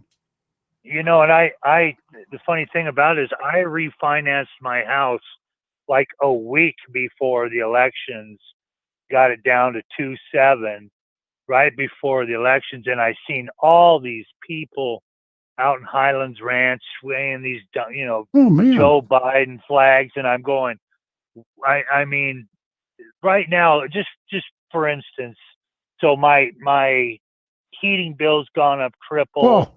Gas triple, my insurance is double, my taxes are absolutely. And it's insane. And I haven't even got any roads fixed or nothing for all the money I pay for taxes. Yes, no, I agree with you. When does it end? When do these people? It doesn't.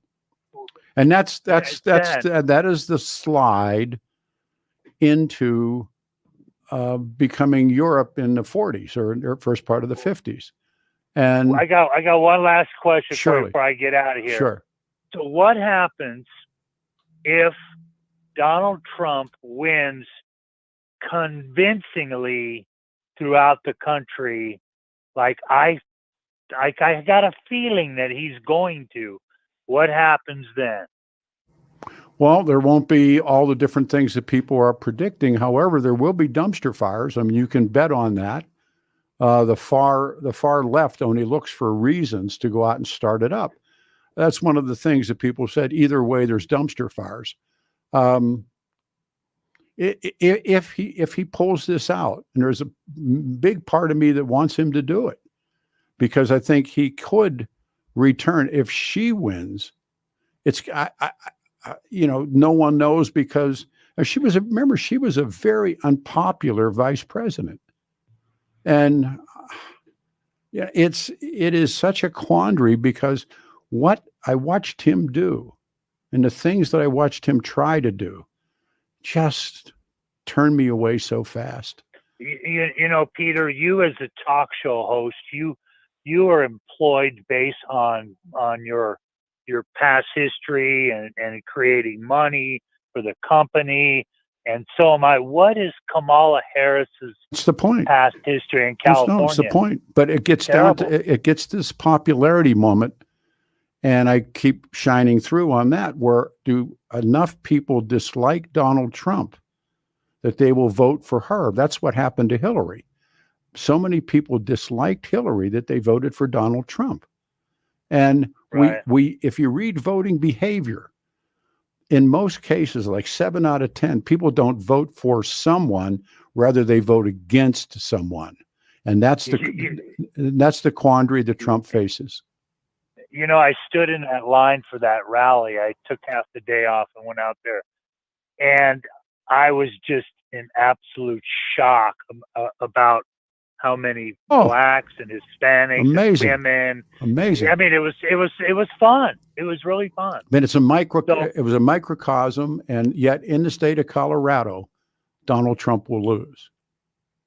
Maybe. What if he won? You call me that next day. Bye. Thank you. Very good call. A lot of great calls. 710 KNUS, we're Denver's talk station.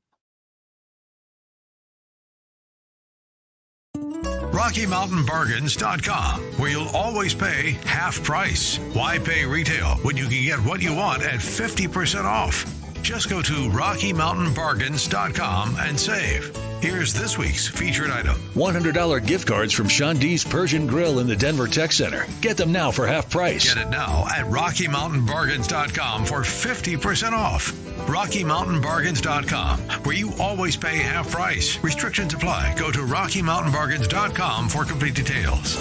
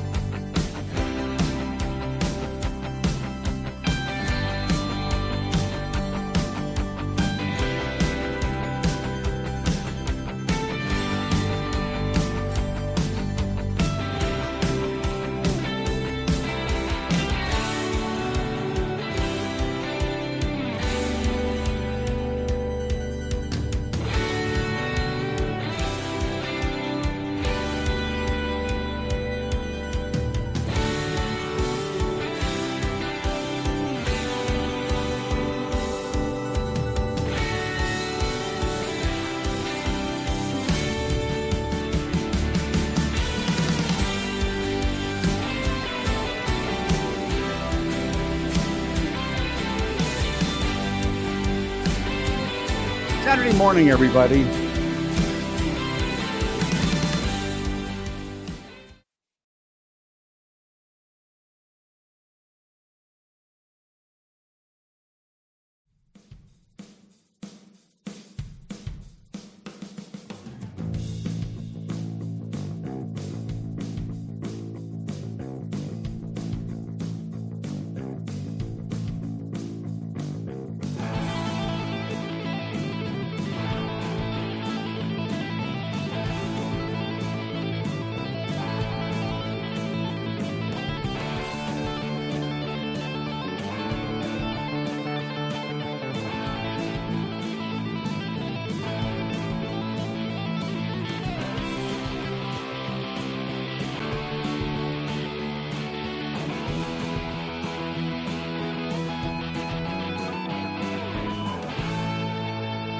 Here we go. Saturday morning, the 19th of October, 2024. 60 will be the high. Rain mix, 44 tonight. Comes back, 71 tomorrow. It has been a great morning. I thank you all. Began talking about, well, a number of different things, including outcome of the election. Have you voted yet? What happens? And boy, the calls have just been great. The email have been just pretty vicious. Let us go to the phones. We go to Chris in Littleton. Chris, you're up on the radio show. Thanks. Hey, Peter. Something occurred to me the other day. I recall the 1990s, I think it was. You and Mike Rosen did an interview with Pat Schroeder. Do you know where I could access that clip? Is it floating around online? I don't recall that. I mean, it doesn't mean it didn't happen, but Pat Schroeder, myself. You were interviewing Pat, and then sort of Mike ambushed things. And that could be because they, they, honest to God, I mean, there's a lot of Mike Rosen and Pat Schroeder hated each other. I mean, and if Mike were here, he'd nod his head. That was, and there's a lot of conflict in this end of the business with politicians and sports figures and others. But if I were to tell you in all the years I knocked around the business, the one that stands out would be Mike and Pat and Pat Schroeder. I never had the rub that Mike had. And in the Allenberg murder story, that when I read their newspaper, the Primrose and Cattlemen's Gazette, I saw all of those ads that the military was placing, the government or whoever it was placing in Rick Elliott's newspaper, recruiting stuff from Marines and the Air Force and everybody. And they are also running all this horrible anti-Semitic tripe that came mostly from the Tsar's secret police, the Okhrana. And after we had gone through that first interview where I had him on the show and then Alan came in and took over, I called Pat Schroeder. She was the head of Armed Services, Congressional Armed Services. And I told her, and she yanked the ads. She pulled every one of the ads. And that's, again, one of those things that fueled it, because we were going to, and the government ads were one of the few things that could actually keep that newspaper afloat. And so tell me why, because maybe I can recall something, but I really don't. I can't remember what the specific issue was. I just remember she wouldn't go on with Mike. Oh, she hated him. Hated him. I'm forgetting his producer's name, but Dave Lauer. Dave Lauer. Right. Yeah. And she was either on with you or someone else, and then Mike had ambushed her in the studio, and it was sort of this clash. Anyway, I had a comment about the guest you had last hour about how we've really fragmented into tribes. I wanted to maybe introduce in the conversation right around the late 1970s, I think, is when tribes started to foment a little bit, where you had the Christian coalition kind of coming in with the Reagan administration and kind of turning the modern day Republican Party into like a right conservative, like evangelical party, when like before not with Reagan so much. I mean, remember, Reagan was divorced. Reagan didn't attend church. He would go to church on occasion, but he was, and what's interesting is Jimmy Carter, who really was that born again Christian, there was never any hint of scandal. He loved Rosalind Carter. Reagan was divorced. He lived in Hollywood. He lived the life. I mean, he really did. And then he married Nancy, and everything that came with it. But Reagan was portrayed as that Christian man, which I do with that as you may. Family values, all that kind of stuff. Well, the real true guy was Jimmy Carter. And Sunday school teacher, I believe. He did. He taught Sunday school in Plains, Georgia. And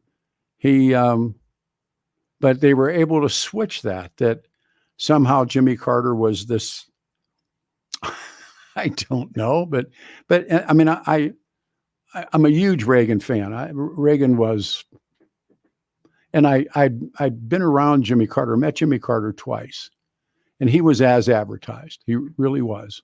And so, did you ever read A People's History by Howard Zinn? Oh yeah, So he goes into this whole like subchapter in A People's History about Jimmy Carter, saying, "Oh, Carter was this millionaire peanut farmer." No. I mean, he wasn't like left wing enough for Zinn.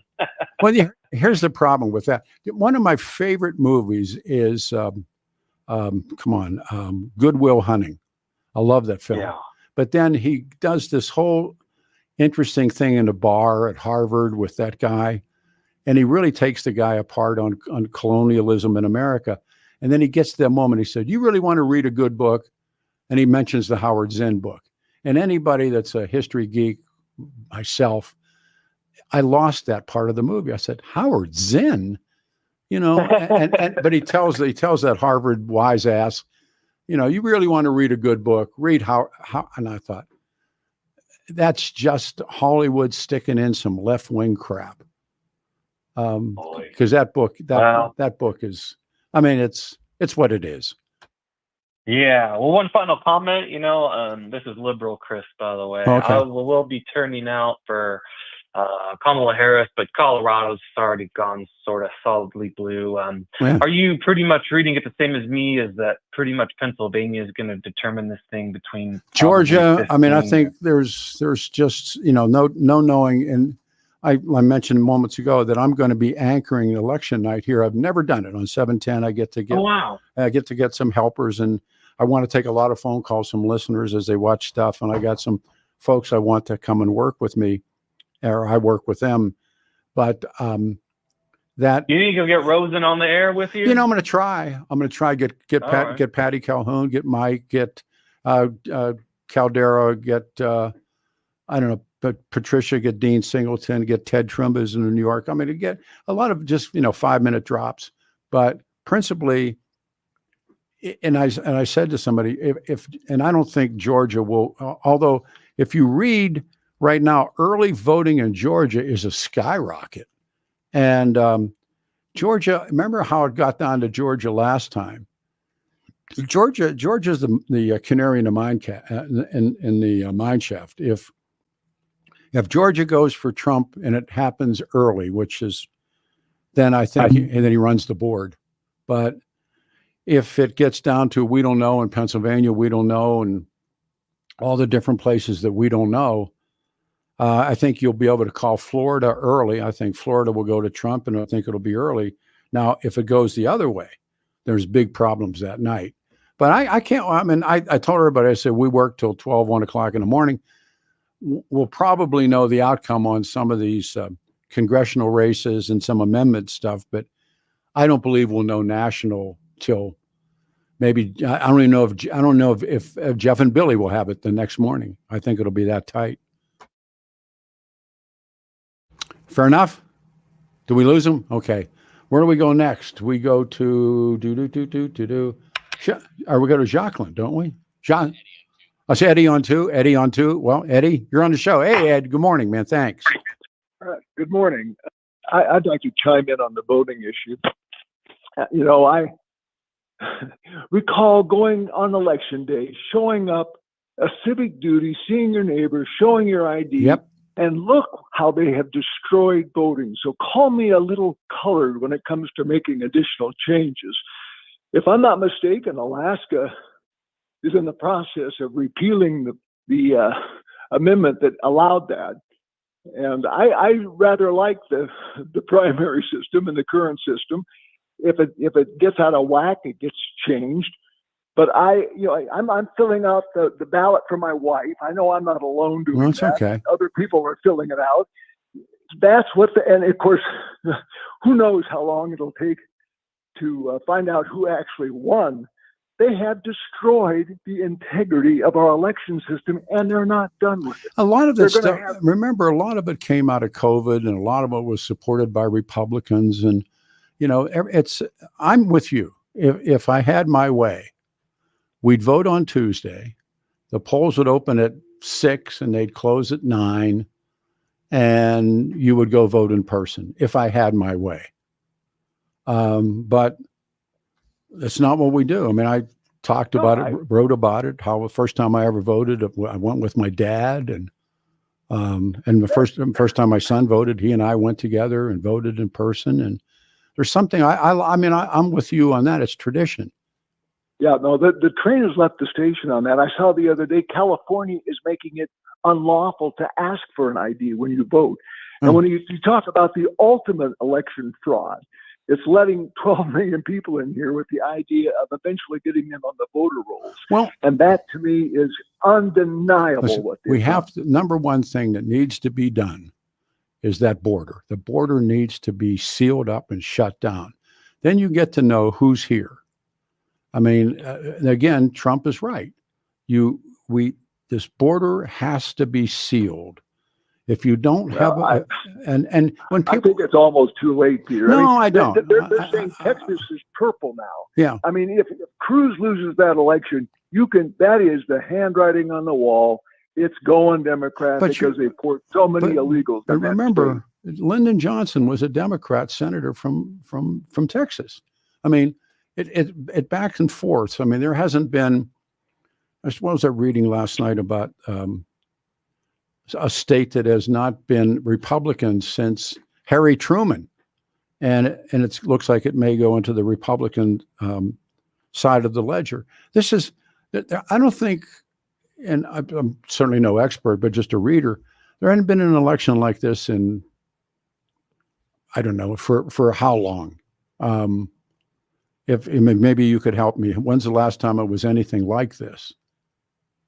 And yeah, it's certainly not what I don't think a lot of people wanted to see at the top. There's no doubt about that. So when you look at this stuff and you try and see it from 30,000 feet, what do you see?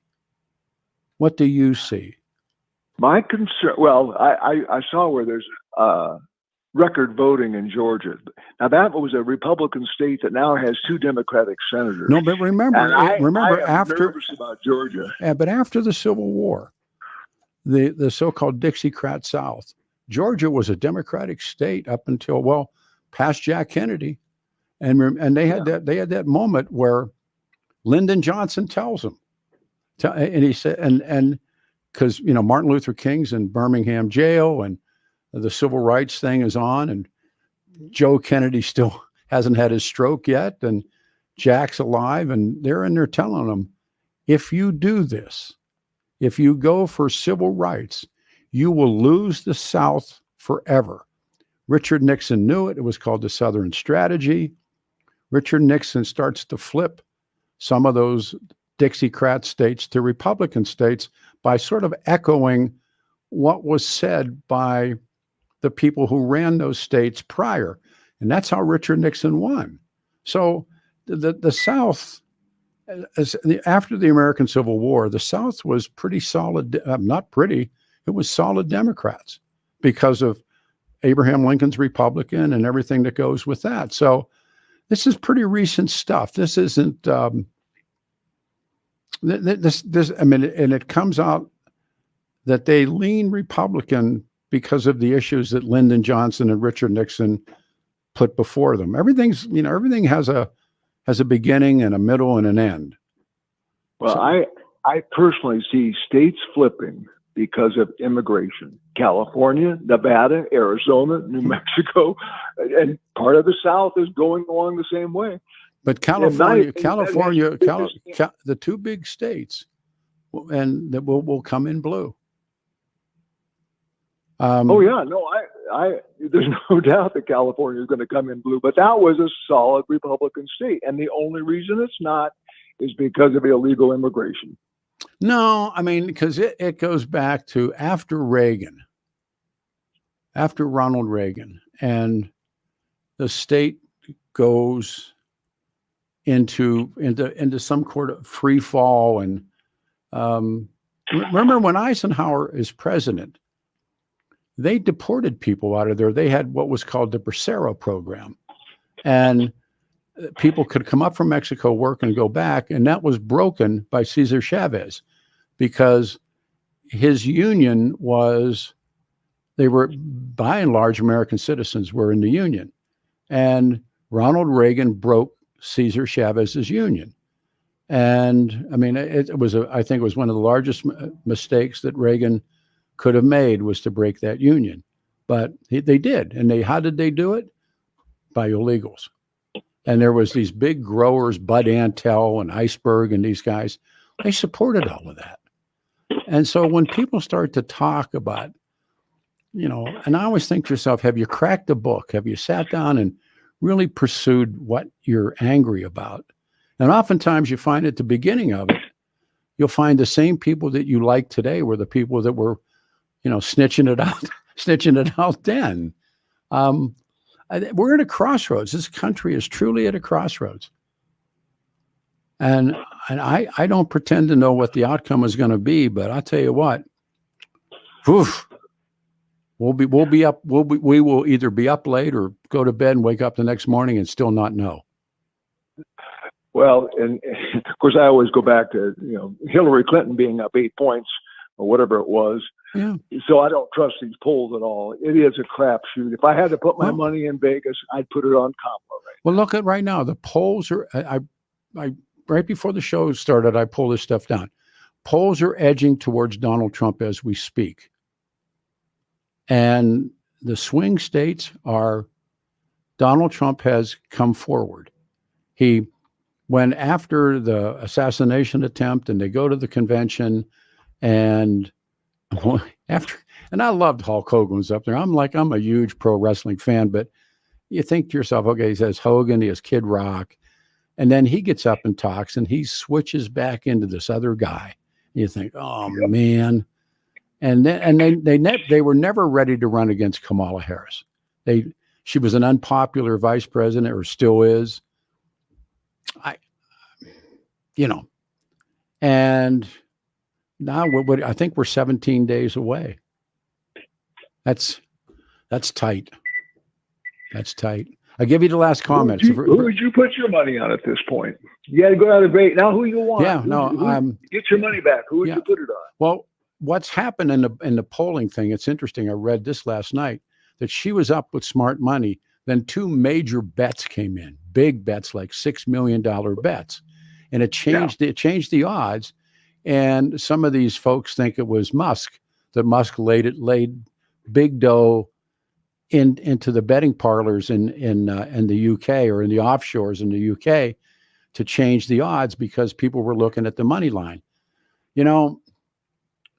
I'm not a gambler, because it's been called, I have what's called scared money. I don't want to lose. I don't know what I do. I mean, gun to my head. You're at the line. Yeah, gun to my head. Put your money down. Yeah, Who would you put it on? Right now, I probably won't do those things like you get 2 10s in a blackjack game. You play them both. I don't know. I sincerely think about it, because it's your money. Your money. Where would you put your dough? Where would you put yours? Oh, I'd put it on Trump. Okay. I mean, on Kamala. I'd put it on Kamala. Yeah, because it's money. If you don't give a damn, money. Yeah, what's like prize fighting? Like, you may like that fighter, but he's going to get beat. Yeah, no, I think I might too. Yeah. I think I might edge that bet too, because we're talking about money. What are the odds? The odds are straight up, like 1 for 1. So if you bet $10, you get $10. Yeah, and he'll lose because of being Trump, not because of what he's done. He's done it too. Yeah, he didn't have to be that way. Didn't have to. I don't think he can help himself. He can't. And I'm convinced of that, reading all the books and everything. If you punch Trump, he punches you back 3 times harder. Instead of like that, when he came out and said, I hate Taylor Swift. What was the point of that? What was the point of that? Well, all these 18 to 32-year-old young women that vote, why would you say it? And then he comes back and says, I hate Bruce Springsteen. Why would you say it? I mean, knowing that Frank Sinatra not only helped, without Sinatra and the mob, Jack Kennedy would have not been president. And I'm thinking Frank Sinatra and the Rat Pack really did a lot for Jack Kennedy. Why would you tinkle on Taylor Swift? It didn't make sense. Yeah, And it's Trump. He cannot control himself in that. But and on the other hand, he's got a lot of things that I don't have that got him where he is. And indeed. Take care. Thanks. Are we time to break? It's break time on 710 KNUS. Peter Boyles. Oh, there's one line open, 303-696-1971.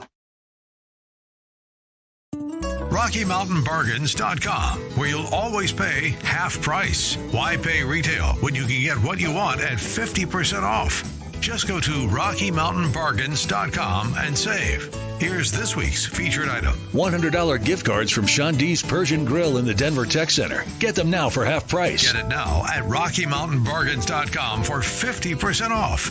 RockyMountainBargains.com, where you always pay half price. Restrictions apply. Go to RockyMountainBargains.com for complete details.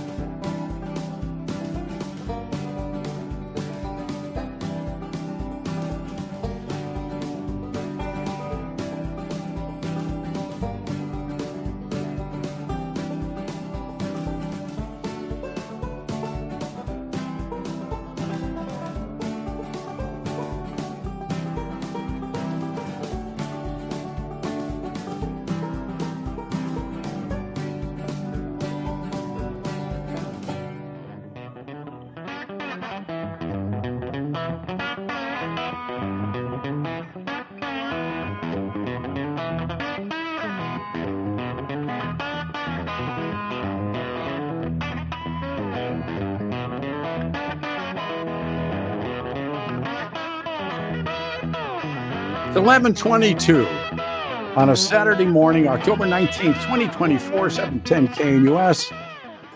60, and looks like the little raindrops things on there. We have one line open, so we begin with Adam. Says Mike waited the longest. Hey, Adam, thanks. Not quite good afternoon. Good morning. You're on the show. Hi, Peter. Well, your last caller, I got to echo a lot what he has to say there. The election, our voting process is so broken. And the Prop 131 and the so-called jungle primary, which is coupled with ranked choice voting, is just another scheme by the radical left to tinker with elections, the lovers of novelty and change, to make things worse. I one quote from your guest there, he's just working to make our democracy better.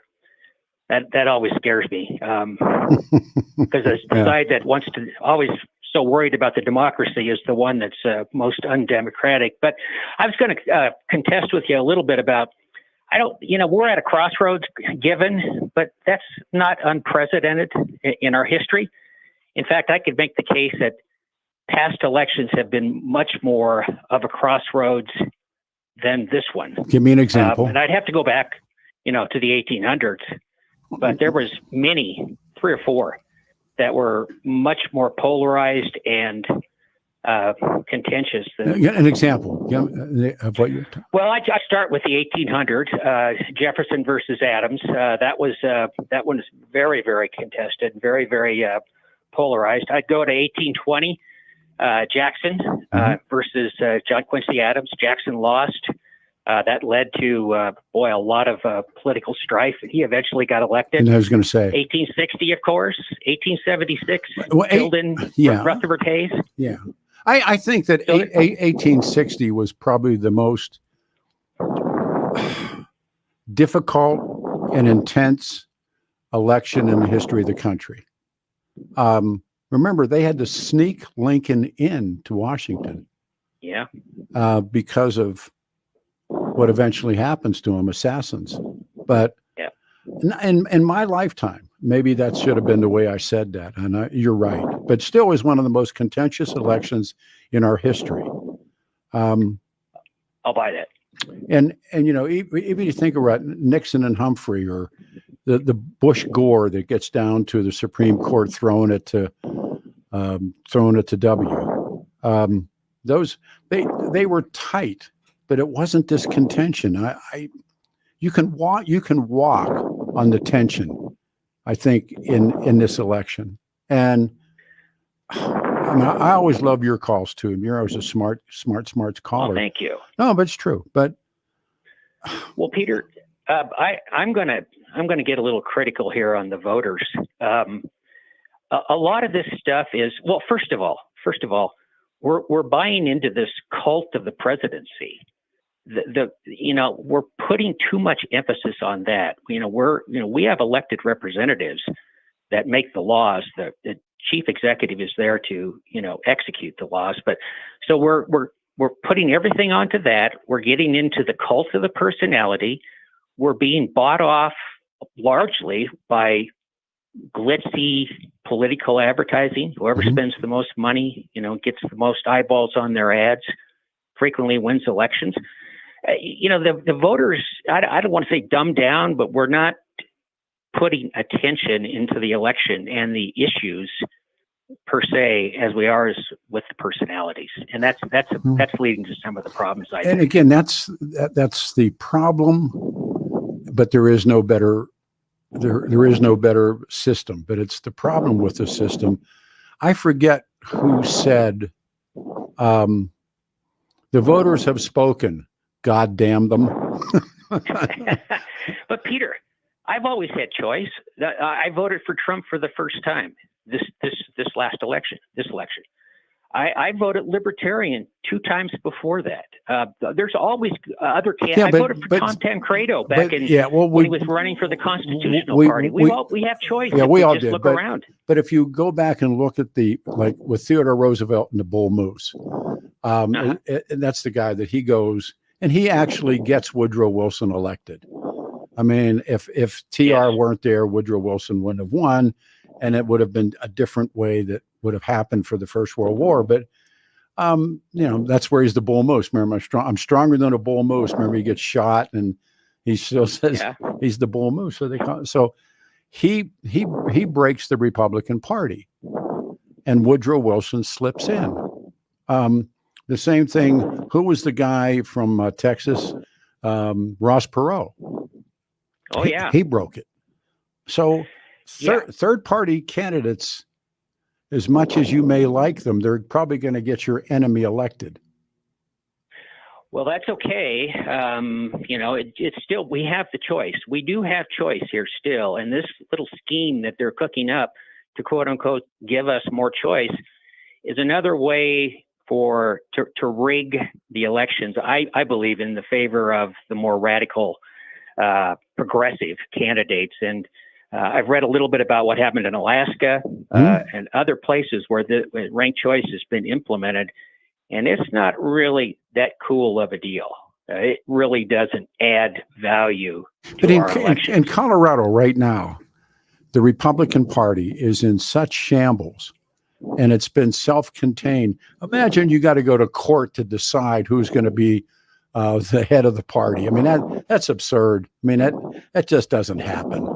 And those people are deniers. They're all the different things that are just turn people away from the party. And well, but in every election at a local level here, there's usually 3, sometimes 4 candidates. There's Republican, Democrat, there's Libertarian. Yeah, but when's the last time? And when you voted for Tancredo and I voted for Tancredo, and Dan Mays was the stalwart of the Republican Party, that is how John Hickenlooper became the governor of Colorado. Yeah, that's the truth. Yeah. I mean, Tommy almost put the Republican Party into minority status, and the Republican Party stayed with Mays after he was exposed as any number of things, and they stayed with him instead of switching over to Tommy, who they hate. They hate Tom Tancredo. They hated him, and instead of going, let's get rid of Mays and move Tommy over, Tommy would have won. Yeah, and they cut his throat, and in cutting his throat, Mays flops. And John Hickenlooper, arguably one of the all-time worst governors, becomes governor and then becomes a senator. So I rest my case. Yeah. Well, yeah, I don't know. I guess I'm a cynic about this whole two-party duopoly. I just do not buy into it. I don't register with either one of them. I never have. And, my voting has changed over time. I started out voting for McGovern, my first vote. And now, I've evolved to even do Trump. So my first vote was for Lyndon Johnson. The union told me. Here's your candidate. Gotcha. But I don't know. I just the whole voting system, the mail-in voting, all that stuff.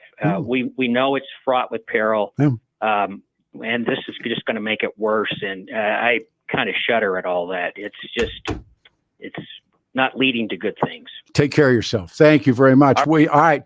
Break time. 710 KNUS. RockyMountainBargains.com, where you'll always pay half price. Why pay retail when you can get what you want at 50% off? Just go to RockyMountainBargains.com and save. Here's this week's featured item. $100 gift cards from Sean D's Persian Grill in the Denver Tech Center. Get them now for half price. Get it now at RockyMountainBargains.com for 50% off. RockyMountainBargains.com, where you always pay half price. Restrictions apply. Go to RockyMountainBargains.com for complete details.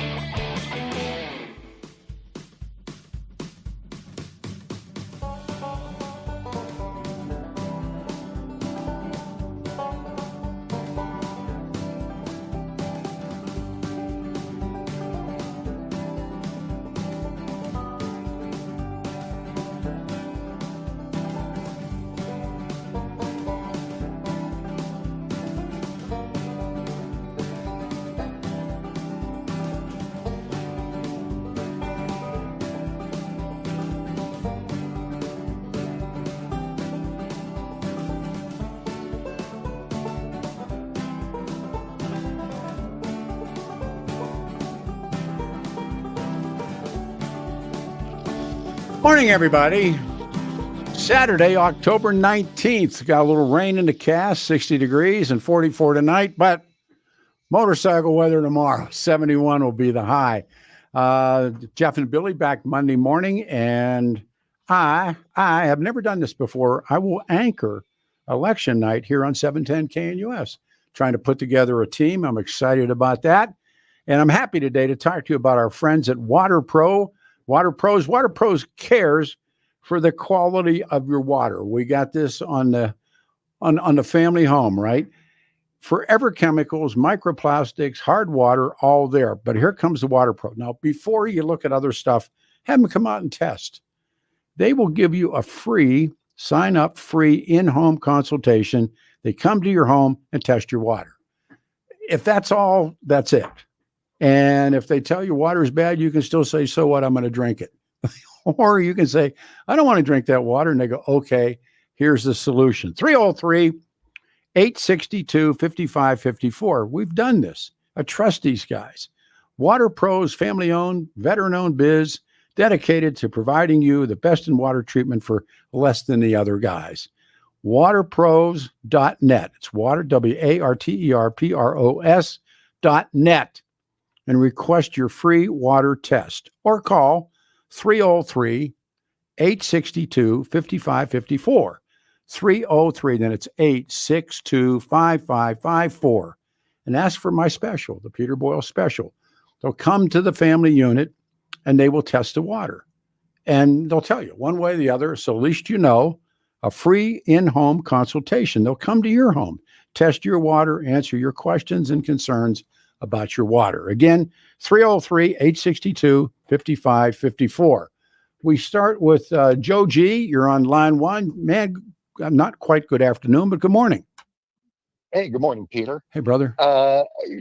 Great show. So many things on my mind. I'll start with something that sort of ties into at least how I made my decision to not vote for Trump was, and a caller earlier compared the George Floyd riots to the January 6th riot. And I think a big distinction between those two I agree. is the George Floyd riots were generated by an officer of the law, official of the state, who basically executed an American citizen with absolutely no due process for ultimately what was a very minor offense. And he did it in front of a crowd, and it was videotaped, and he really didn't seem to care who was seeing him do what he was doing. Then you have on the other side, the root cause of the January 6th riots is a presidential candidate who lost an election, who refused to believe it or decided consciously to deny it, and convinced basically half of America that some nefarious forces were at play, and the only thing to do, literally, to keep our country intact was to somehow prevent Joe Biden from becoming president. Had every legal recourse, every opportunity. He's a very wealthy man. There was nothing denied him in terms of opportunity. As a matter of fact, he has stretched everything out as long as he possibly can. But in the end, people rioted because of a lie, something that did not happen.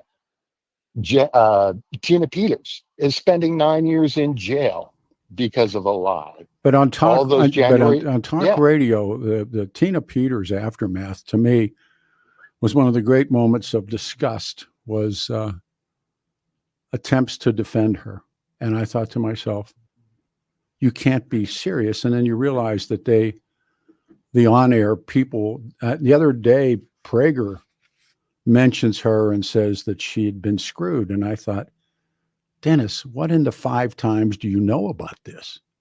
And the answer is, it has to be nothing, except you're in that echo chamber of conservative talk. And Tina Peters, first of all, is not going to do 9 years, but she did what she did. And and then the fact that she rallies to her. And then there are people with microphones in front of them that still want to think that Tina Peters is a cherry. And it's anything but true. But they can't break.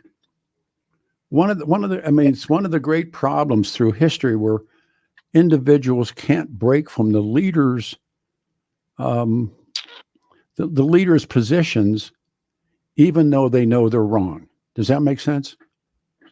Oh, absolutely. And I think there's, I'd say 25% of those conservatives that support Trump, who might echo the lie, know in their minds that really he lost. Well, then, but for whatever psychological reasons, they can't acknowledge that and take a different look at it.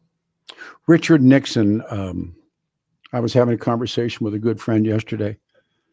Richard Nixon and Hubert Humphrey. And the North is going to go to Paris and sit down. They're going to talk.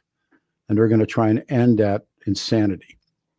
And Richard Nixon needs to change that, because if Lyndon Johnson can achieve some sort of ceasefire, then that'll kill Nixon's chances because it'll be Humphrey. And people didn't like Nixon. People don't like Trump, but boy, they really didn't like Nixon. So Nixon, we now know, sends Claire Chennault's widow.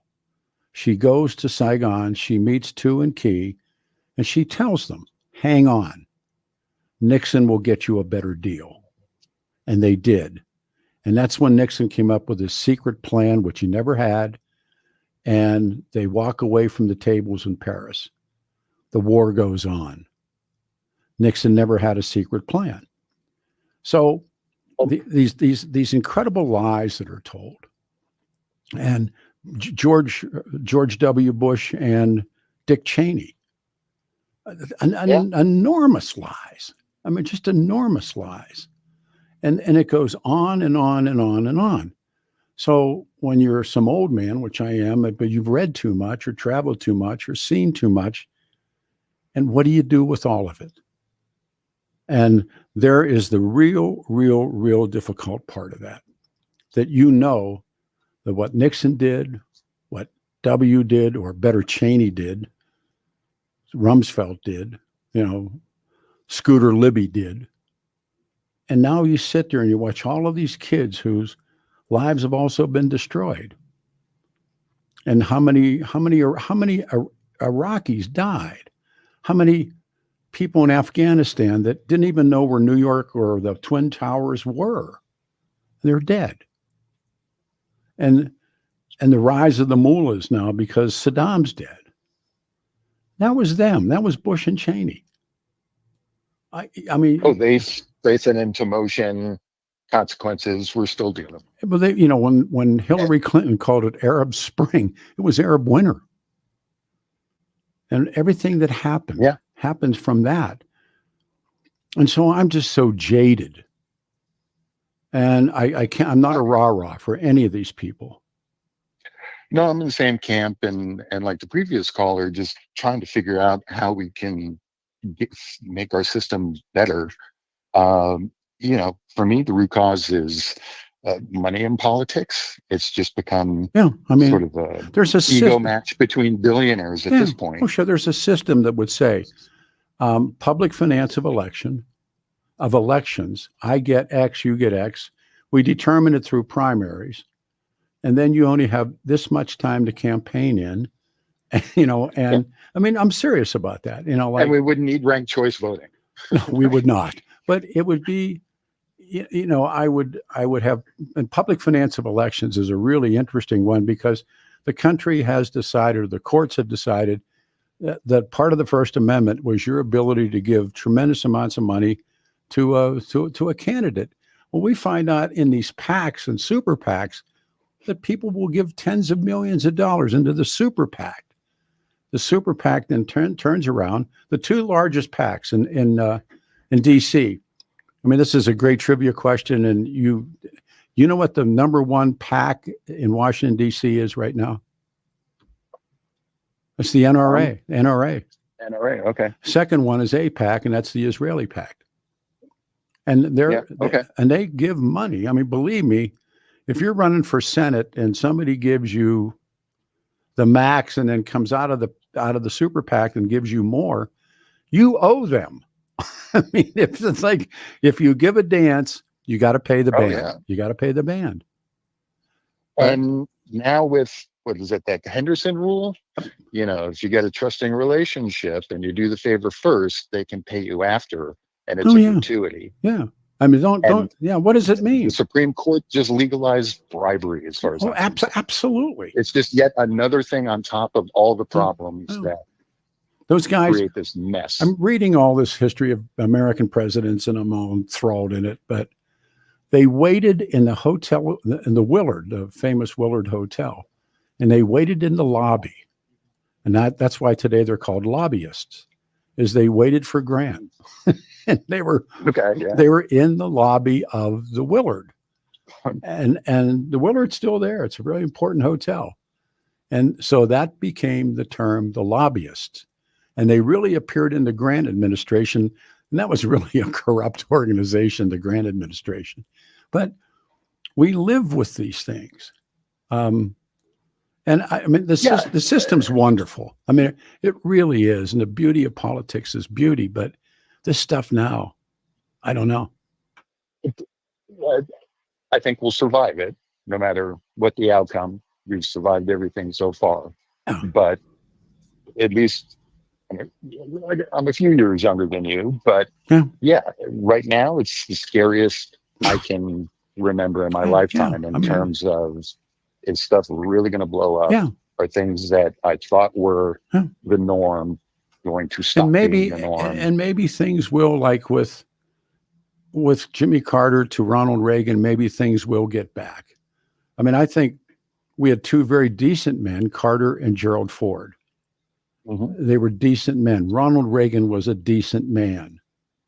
Long comes If Harris wins, do you think she should pardon Trump? Wow. As part of to heal the country? Yeah, no. I know what you're saying. Yeah. Because the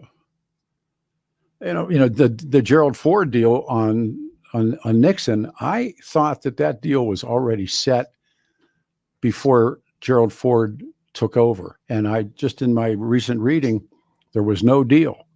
They made the deal after Nixon left. But I thought that, well, they made the deal. Nixon gets the pardon. He gets on the Air Force One, gets out of town. The Fords are there. And it's really probably cost Gerald Ford the election because he pardoned Nixon. But he did pardon Nixon. And his thinking when you read him was he was avoiding what you and I are watching right now. I mean, Gerald Ford, I think, is a very, very good man, a good, decent man. And Jimmy Carter was a good, decent man. And Ronald Reagan was a good, decent man. I don't see a whole lot of good, decent men right now. Do you? No. I think first George Bush was a decent man, despite flaws. But you're talking about Herbert Walker, about the old man. Yeah. But Bill Clinton, sort of a slimy guy. Yeah, I'm telling you. I think is much more.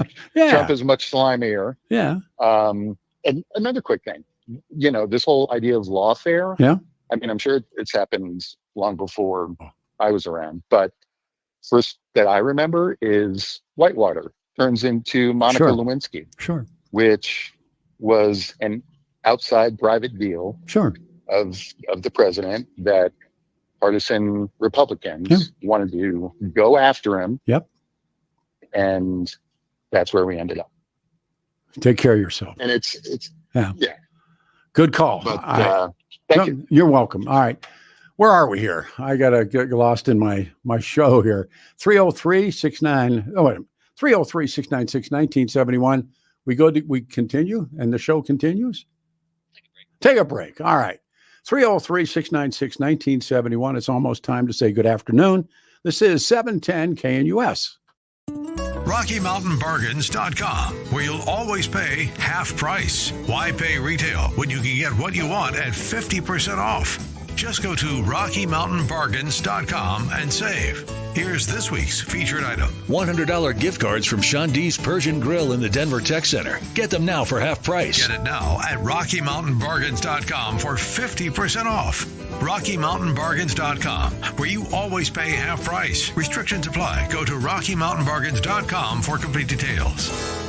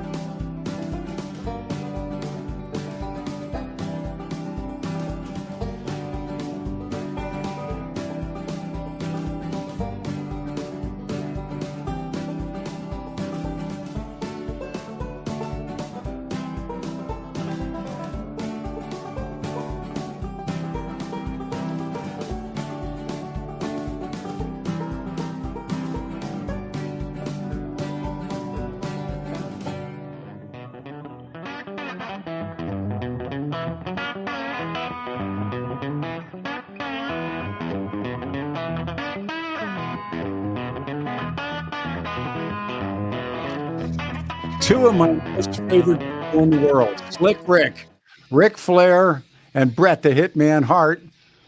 My luck was holding. I got to work with them, and I did interviews with them, and there's the GOAT really is Slick Rick. And there's a biopic coming, apparently, of Ric Flair. 7:10 KNUS on a Saturday. Almost good afternoon. In about 2 minutes, it's good afternoon. October 19th, 2024, 7:10 KNUS. I'm Peter Boyles.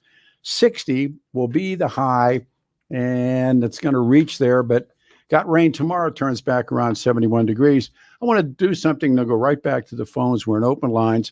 Last Saturday here on 710 KNUS, and it's interesting, the fallout from things that are said, but I had a good conversation with a caller, and we were talking about, and somehow I brought up the bombs that the United States used during this war in Southeast Asia. And I said to the caller, I said, United States of America dropped significantly more bombs on Vietnam during the Vietnam War than were dropped the entirety of World War II, making the Vietnam War bombing campaign the largest bombardment in the history by tonnage. Well, the calls were off the leash. Look, between 65 and 75, the United States dropped 7.5 million. I had to go research all of this. 7.5 million tons of bombs in Vietnam, Laos, and Cambodia. The amount dropped on Europe and Asia during the Second World War wasn't near that. There were more bombs dropped in Vietnam than World War II. The most bombed place on Earth, over 4 million tons, fell mostly on the jungle, rural areas of former South Vietnam, plus 40 million tons of napalm, 19 million gallons of Agent Orange herbicide.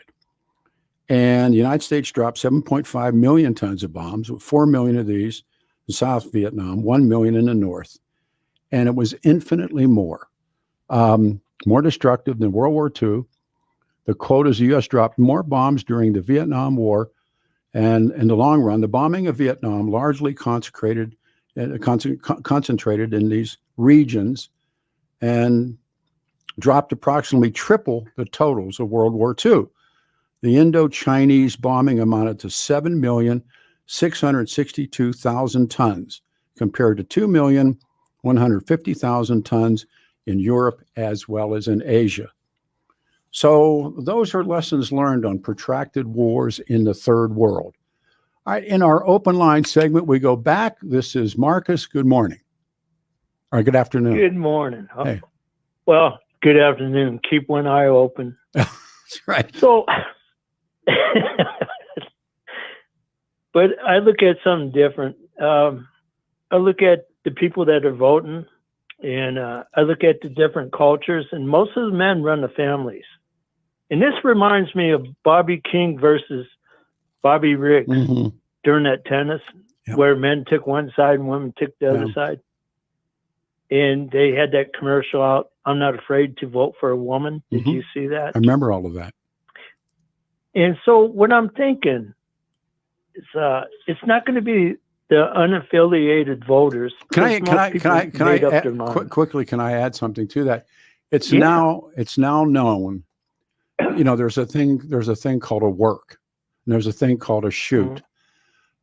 Bobby Riggs laid down, and they had so much money bet on it that Bobby Riggs, who was a known tennis hustler, and he laid down. He bet against himself, enormous amounts of money against himself, and he lost. So I never knew that. Oh yeah. He as we call in prize fighting, it's called going in the tank. But Bobby Riggs laid down.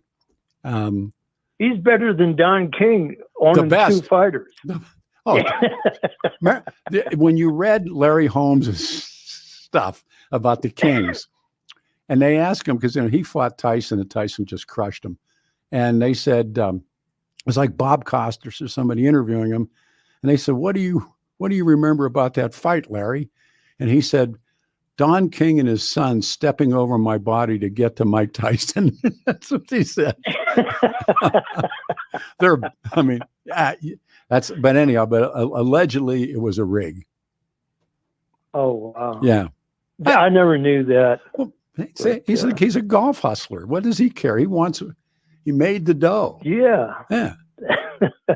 Going in the tank. Well, it's like politicians. Oh, thank you. Yeah.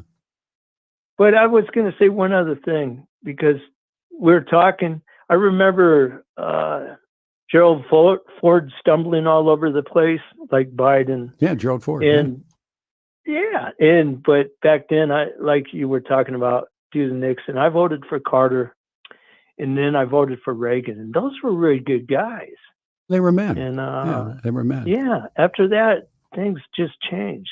So you remember that's all I wanted. When they shook hands, when they debated, and then the debate was over, and their families would come up on the stage with them, and Nancy would come up, and Jimmy Carter, Rosalind would come up, and the boys would come up, and they shook hands, and I don't know. Yeah, the thing that killed Billy Jimmy Carter was Billy Carter. Billy was always in the news. Billy Beer, Billy this. Remember that? Oh, sure. We fronted Billy, me and Bob Lee. We fronted Billy. Really? Oh, yeah. We fronted him for Jake Jabs. And Billy took a drink. Of course, we weren't drinking. But he was pretty good. He was. He was an angry guy, man. I mean, and every president has a one-off brother.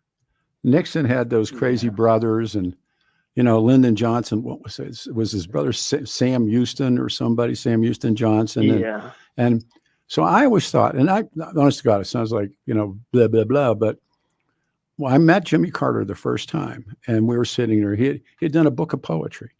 And so we were talking, and I said, I was working at Cahow, and he had Secret Service everywhere. And I had mentioned that I had met his brother, and we talked about alcoholism. He knew nothing about alcoholism. And we talked about his brother. And what happened, if you read the story, is the old man had the peanut farm, Plains, Georgia. And Jimmy Carter was the golden child. And he went off to Annapolis and became a submariner. And there was a guy's name, Rick. It'll come to me. He was the father of the atomic submarines, and he was one of his proteges and everything. And then he comes home, and when he walks in the front door, the old man gives him the keys. And Billy had stayed and been a donkey. He had been the old man's donkey in the fields. And he's looking, and the front door keys are given to Jimmy. Jimmy goes on to run for governor and wins, and he's leaving his brother behind. And I think what do I know is that Billy Carter was incredibly jealous of his brother and wouldn't show it, but would embarrass him. Wow. Nixon had that brother that got into bed, and they had Nixon burgers and all that stuff, and that flopped. Lyndon Johnson's brother, Ronald Reagan. Neil Bush is a classic. Yeah. Ronald Reagan had a brother, Uncle Jack Reagan, and Jack. No, they kept. He's alcoholic, and Ronald Reagan took care of him. The old man whose name was Jack also. Jack Reagan was this itinerant shoe salesman, and he would lose jobs because of his drinking. And they moved all around Iowa, and and his mom and the old man. The old man was a hardcore alkie, typical the Irish guys, right? And then he had a brother, and his brother didn't really get in trouble, but he was a drunk. And Ronald Reagan, I'll tell you who told me that story was Patty Reagan. His daughter told me. And we had a big talk about Uncle Neil. And she said, no, he was around, and her old man, Ronald Reagan, took care of his brother. Oh, wow. Yeah, of course. It doesn't. I had different opinion because he owned that big ranch in California. So I've been on it. Yeah. see what I'm saying? I didn't know that part of the story. Well, but he earned it. Remember, he's in the picture business, and he was the head of the union, and then he worked for GE. He made a lot of his money when he went to work for General Electric Theater. He was the MC. Then he started going and making speeches for GE, and GE was a huge government military subcontractor. And Reagan went around making speeches. And then he went into politics. He wasn't in the screen actors anymore. And he went into politics and he ran. And I think he beat Pat Brown, I think is who he beat. And then he was governor of California. And the economy of California was bigger than most countries. Yeah. And he did great. He was beloved. And then he gets recruited to run, and he goes up against Herbert Walker Bush.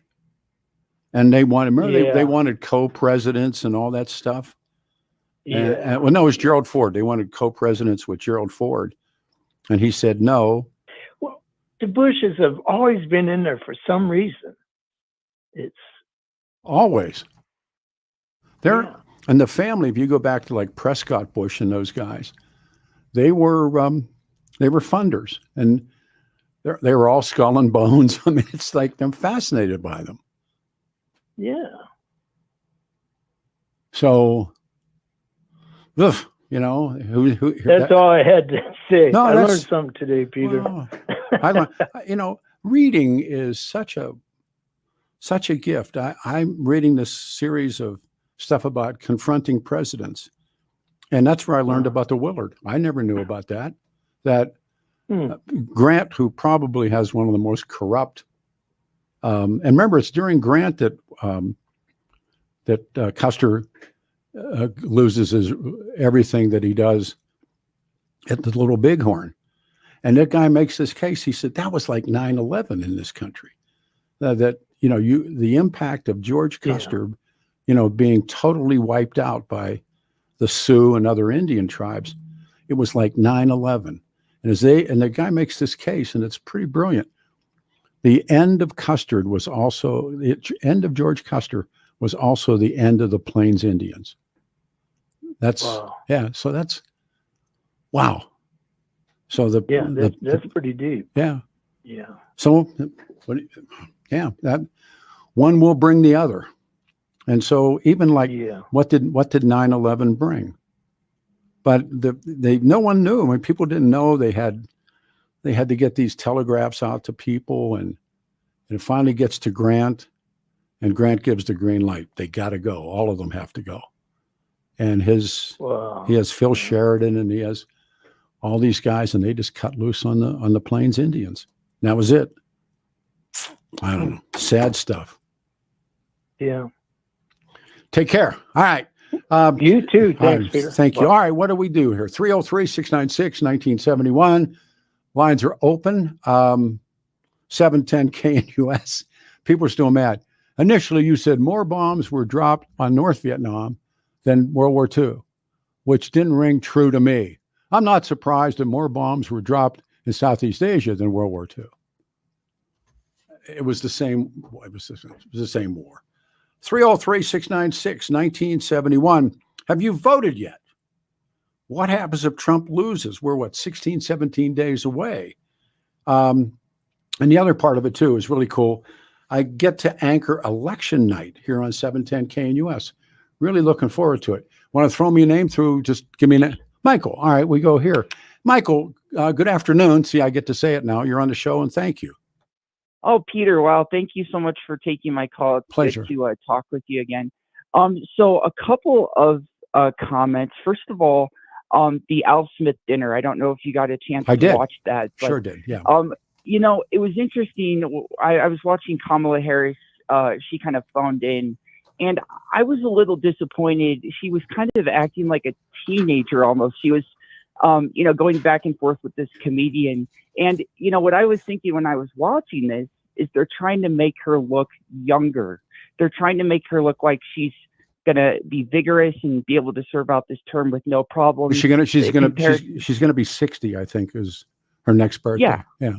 But in this skit, she's just joking around with this comedian, and it's like they're middle schoolers. They're talking about like Game of Thrones or something like that. And I'm just thinking, imagine Trump doing it. Imagine Trump having a skit where they're like doing that. And it's not him. I mean, it's just not exactly. him. Yeah. But it's just how the left, these political consultants are trying to portray Kamala Harris, and then they keep using this term "mamala." Like, what is this? Some kind of like trying to relate to the Gen Z crowd, like mamala. I don't know what that. Well, no, I mean they do that stuff with purpose. That's called humanizing. I mean, it's done with purpose. They humanize the candidate. Do you remember there was an ad, a typical ad? This white guy running for office, and he looked like Robert Redford, and he had his sport coat over his shoulder, and they were in the park in the leaves, and him and his beautiful wife and the two little kids and the golden retriever running ahead of him. And you saw that ad, and you said, I wish my son were that way. I wish my husband were that way. I wish my daughter married a guy like that. A guy like that looks like a guy I could trust. I'd want for a neighbor. You don't know who this guy is, but the ad would be, vote for Michael, and he's walking. No, seriously. And they're in the leaves and the trees and are changing, and the dog and the kids. But he's always got a sport coat over his shoulder, and he's got his tie down, and the missus is all spoofed up, and there it is. So yeah. No, so that's why advertising is advertising. Exactly, and they're doing a good job. They're doing, you look at all the shows she's been on in the past couple weeks. Howard Stern, Call Me Daddy podcast, whatever that is. I haven't ever listened, but it's being marketed, and I think that's what they're trying to make her out, portray her as a younger, vigorous candidate. Smart. Compared to Trump. They're trying to paint him as, well, he's a senior, he's old, he isn't going to be able to serve out the full 4 years. And I just think it's kind of ridiculous. But it's kind of don't you see it as a flip on Joe Biden? Remember when Joe Biden was still in the race, he was the old man. Now they made Trump the old man. Exactly. Like Peter, like I told Adam, your call screener, like I am a younger person, and I'm 28 years old, and a lot of us see through, the lies that the mainstream media is putting out there. And I did have one more comment on Social Security if we had time. Sure. So really interesting interview Trump just did with AARP with seniors. He was asked about what he would do to protect Social Security benefits. And he said that people, wait all their lives to get Social Security benefits. And then the inflation essentially destroys them. True. Combined with the taxes they have to pay on Social Security benefits. So what Trump said in this interview is a pretty bold idea. He said that he will enact a no tax on Social Security policy for seniors, which I think is a really good idea. I think it's going to help older people. I don't know if the Harris administration has proposed anything similar to this, but I have heard a lot of commentators say, well, Trump isn't really going to do this. He's just saying this to say what people want to hear, essentially. And I don't believe that, because a lot of people have said that he wants to get rid of he wants to privatize Social Security. He wants to let hedge fund managers manage the majority of and you know what? retirement. And there's something to that as well. That if you look at the stock market and you look at what Social Security has done, remember, it's important. Social Security, launched by FDR, was only going to be a supplement. One of the biggest expanders of Social Security was Richard Nixon. And, do with that as you may. But what happened in inflation is retired people that have the set income, they get X a month. Inflation has made that worthless. And again, it's one of those things that you go back to when you're starting to weigh and measure about how to vote. Inflation is a killer. And, old folks that retired when gasoline was $2.10 a gallon, when the basics of living or the cost of, heating your home, all those different things. Now they're double and triple. Well, and I'm an old man, but the people with a fixed income who planned their life out, Michael, that's so changed now. It's so changed. Oh, absolutely. And it's like, the question is, what are we going to do to reduce the inflation? I know Trump has proposed energy, That's number one. drill. That's number If one. we bring down the cost of energy, it's going to bring down the cost of producing certain things. And I think that, just as an example, I filled my motorcycle up yesterday. It was almost $22. I used to fill my motorcycle up for $5. Wow. Now that means that the same gas that I bought is now $15. It's the same amount of gas, but it's $15 more. I can't believe. I mean, I was watching the pump because I knew we were going to do the show today, and I'm watching. It goes to 15, 18. I'm going, and because I just normally don't pay attention, but I went, holy, fill in the blank, $22, and the tank was dry. I mean, I was like. And I think the tank on that bike is, I don't know, 5.5 or 6 gallons, but I'm pumping gas. I'm going like, God, and I don't even think about stuff like that. Now I do. So, I mean, Trump had us energy independent. We were away from the Middle East, which is the smartest thing in the world we could be, is away from the Middle East. And here we are. So, and then again, check the boxes. And my last point, and then I'll hop off sure. and let some other callers get on. But, I think the biggest thing Republicans need to do at this stage is forget about being right when it comes to the 2020 election. It doesn't matter. That's the problem. So many times Republicans care about being right. It's about focusing on the issues. It's about staying on track with the policy, and voters will respond. You look at even in the local political ads here in Colorado, how many references to election deniers, election fraud, and then I saw one this past week where they were like, Gabe Evans stood with Trump and denied the election, and then they have this regular older guy be like, I'm scared. That scares me. Like, they're it should. Should. Yeah, but the Republicans just have to stay on point with the issues and not worry so much about being right. Well, you are right, and everything you just said is spot on. Thank you, son. 303-696-1971. The man says break. My good friend Dan Caplis Law, and Danny suggests that you choose a lawyer who shares your values, because who you choose to represent you in an injury case says a lot about you and everyone involved in the case.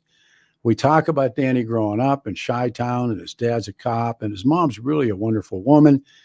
And he's put the last 40 years of his life into helping people who are hurt in serious motor vehicle crashes. And Danny's believed to be the only lawyer in Colorado history to win 5, you count them, straight multi-million-dollar verdicts in Colorado crash cases. Believed to be the only lawyer to have won the largest truck crash verdict in Colorado history. Dan Caplis Law, official law firm now, the Nuggets and the Avalanche. He is the man. So here we go. Dan Caplis Law, a serious firm for serious cases, accepts righteous injury cases on percentage fee basis, so he can represent good people from all walks of life without regard of ability to pay. He's my friend. He's a hell of a lawyer. To help, if you need Danny's help, 303-770-5551, 303-770-5551, or hit Dan Caplis Law at CAPLISlaw.com. When our family went through some stuff, this was the guy. Danny's the guy. 303-770-5551. RockyMountainBargains.com, where you'll always pay half price. Why pay retail when you can get what you want at 50% off? Just go to RockyMountainBargains.com and save. Here's this week's featured item. $100 gift cards from Sean D's Persian Grill in the Denver Tech Center. Get them now for half price. Get it now at RockyMountainBargains.com for 50% off. RockyMountainBargains.com, where you always pay half price. Restrictions apply. Go to RockyMountainBargains.com for complete details.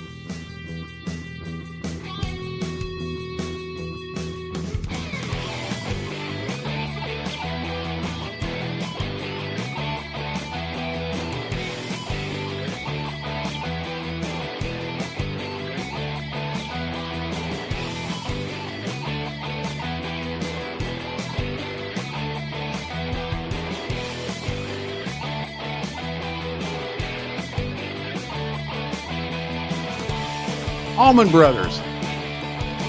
Can't get any better. 710 KNUS. Good afternoon, everyone. It is October 19th. Have you voted yet?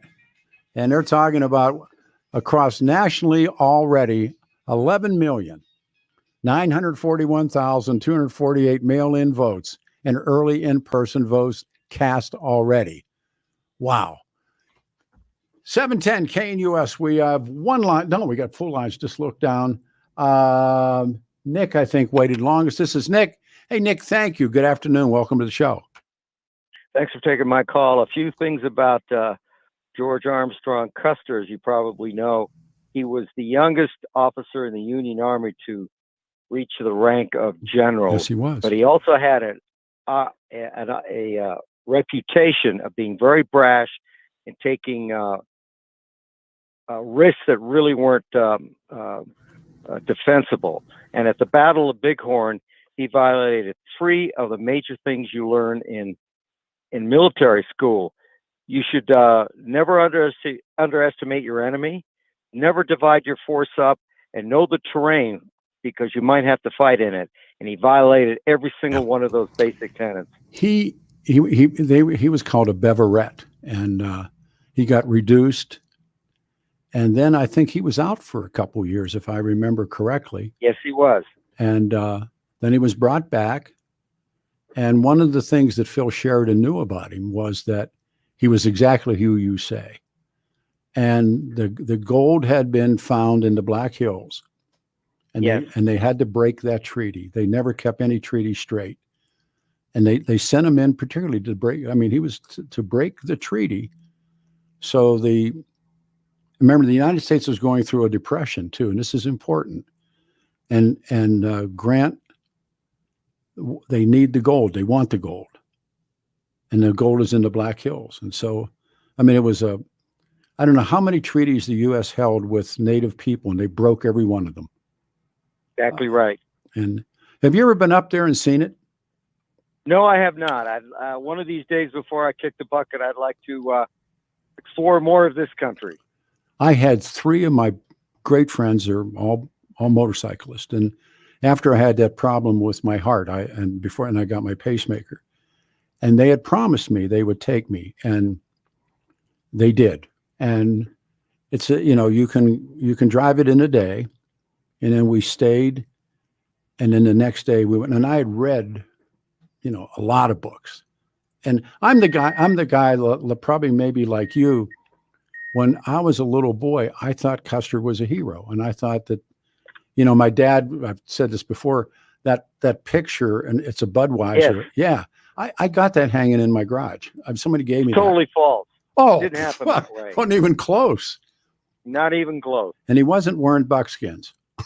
and remember, No. he's got, I don't know what kind of pistols he's got in that painting, but he was one of the first to go. And they also, and what we took, there's a tour you can take, and you get on, you can't get off. They have a path, but you can't get off. You stay on the path. And True and Deb and Kenny and I rode, and it was Native people, the Native guys' van. They had a van, and they had a young guy who gave a lecture. Well, and you could, if you'd read enough books, you could see where they came. And I'll tell you what, they have a marker where bodies were so spread out. I mean, your point you're taking. And then they have a museum, and the museum is really, really good. It's who wore what, and and who was dressed, and they had better guns. The Native guys had better guns. Yes, they did. And most people think the entire 7th Cavalry was wiped out. Actually, it was about a third. Yes. About 230, 250 men. But again, that was something that he did that is against basic common sense. He split up his force, going in all different directions, trying to find the Indian encampment or the Native American encampment. And they found it. They did. One of Yes, the, they did. They found it, but one of the things that they did have, and they didn't take, they had Gatling guns. And they had Gatling guns that were too cumbersome. They thought it would slow them down. Exactly. And they had them bolted down to buckboards. And right. And George said no to the Gatling guns would have made a world of difference, but I don't know, because most of the battle happened in an area in tall weeds, and the Indians, it wasn't basically open territory. I mean, and the Indians, most of the 7th Cavalry that were killed by bows and arrows, and they were hiding. They knew the terrain, and they just stuck up on these troopers and killed them. Well, they rushed them too. I mean, and when they get to the top of that hill, that's where you can see all the graves. And there's plenty of people that remember that the army the Native people just took off, and they had known what they had done, and they left. And then when the word comes down, it took a while. That when the word gets there, and then the other parts of the military show up, and some of the diaries were that these guys had self-inflicted. They committed suicide on that hill, rather than get caught, because they knew. It's same thing when you read about the British in Afghanistan, and you read Rudyard Kipling. We call our guys GIs. they called their guys Tommy. It's Tommy this and Tommy that. And they told him, save the last one. Because if it's the Afghan women. That's right. And it was the Native American women. Remember, they mutilated Custer. And, yes, they did. Yeah. And there's a really interesting story. Sturgis, the epicenter of biker Mecca. And there was a young lieutenant named Sturgis. And his father was the military general of the Dakotas. And I've read the story several different ways, so I don't know which one it is. But there's a statue. If you go to Sturgis, back in the park behind like a lot of trees, there's a statue of a cavalryman, and he's Sturgis. Now, the story goes, was it named after the general, or was it named after his son? And his son was so mutilated that they brought another body and showed Sturgis's mother, the wife of the general. They showed her the wrong body because it was least mutilated. And so apparently the city gets named after one or two of them or both of them or something. And I thought that was a really fascinating story because Sturgis isn't that far from Montana where it all happened. And and I think I've read enough about it that it probably makes me dangerous. But when we got in that van with this big young kid, big native kid who gave the tour, and you can walk this path, but that's as far as you can go. Remember, that's their land, and they don't want you walking on it. And I understand. But they have a tour, and then I sat down, and there was a really lengthy, and he was a ranger. He was really good, park ranger, and you sat in these bleachers, and he gave another. We were there a long time. I mean, it was like, and I'm thinking to myself, it's rolling hills, and it's field. It isn't woods. And can you imagine when they came out of there, and then all of a sudden they realized how bad off they were? Whew. Wow. The other thing I'd like to mention is, as far as Social Security is concerned, one of the reasons why Social Security is so bad, and a lot of people don't know this, you do, that good old LBJ tapped it. He figured out a way to tip into the Social Security Trust Fund and give the trust fund useless government paper to fund the war because he didn't want to raise taxes to fund an unpopular war back in 67, 68. Yep. I have friends that stood trial and were arrested because of exactly that. Wouldn't pay their taxes because they knew that part of the income tax, Lyndon Johnson, once again, as you point out, he redirected SS money into the DOD. And that's exactly right. So he could hide it. No, it was Johnson's. He's, to me, probably the most corrupt, most venal president we ever had. Did you read? Carnot has a series of books about Lyndon Johnson that are just. He did Lone Star Rising, and a Master of the Senate. Right. They're just incredible reads, and he was Landslide Lyndon. And but anyway, he was not a very nice person. No, he wasn't. And the Kennedys called him Uncle Cornpone behind his back, and they did. And and I can't imagine them in the same room because John Kennedy was urbane. He was good looking. He came for money, and LBJ was the exact opposite. Yep, a dirt farmer. His dad was a dirt farmer in Texas, and he. Lyndon Johnson regretted it. And then when that time came for him to move up, and they read that stuff where when he's in the bathroom, this is really awful stuff, but he has They had to watch him take a dump. Exactly. And then he was calling bombing targets, and he would, that's just I mean, that is just rude. Oh yeah. Well, he would bring in the old New Frontier characters, and make them sit while he did what you just said. And that, I mean, just think of That is sick. Oh, well, of That is course. sick. But he was That's sick. he was degrading them because he knew what they did about him and talked about him. And he would go in there and number 2 and Hopefully he hadn't go to Casa Bonita first. Well, and he would bring them in, man, and they'd sit. Oh, They have to sit there and listen to him pontificate on, and then he would get in, and he would call bombing targets, and they were going like, "What do you know about this?" And now anyway, I got to run. Hi, Bubba. Very good, man. Thank you. Let me see. Where are we here? Go to. We got Mike. Is it Mike next? Mike on 3. Thank you. This is Mike. Mike, you're on the radio show. Good afternoon. Coming up on time.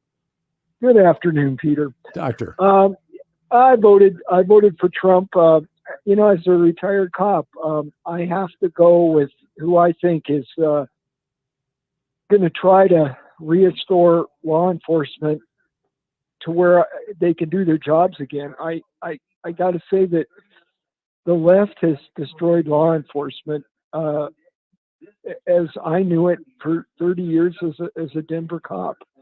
And I see and I know what was going on, and I think that people have got to get a clue as to what's going on, and it's scary. And this last class of recruits was only 15, and they had 53 slots in the Denver Police Academy. Nobody wants to be a cop.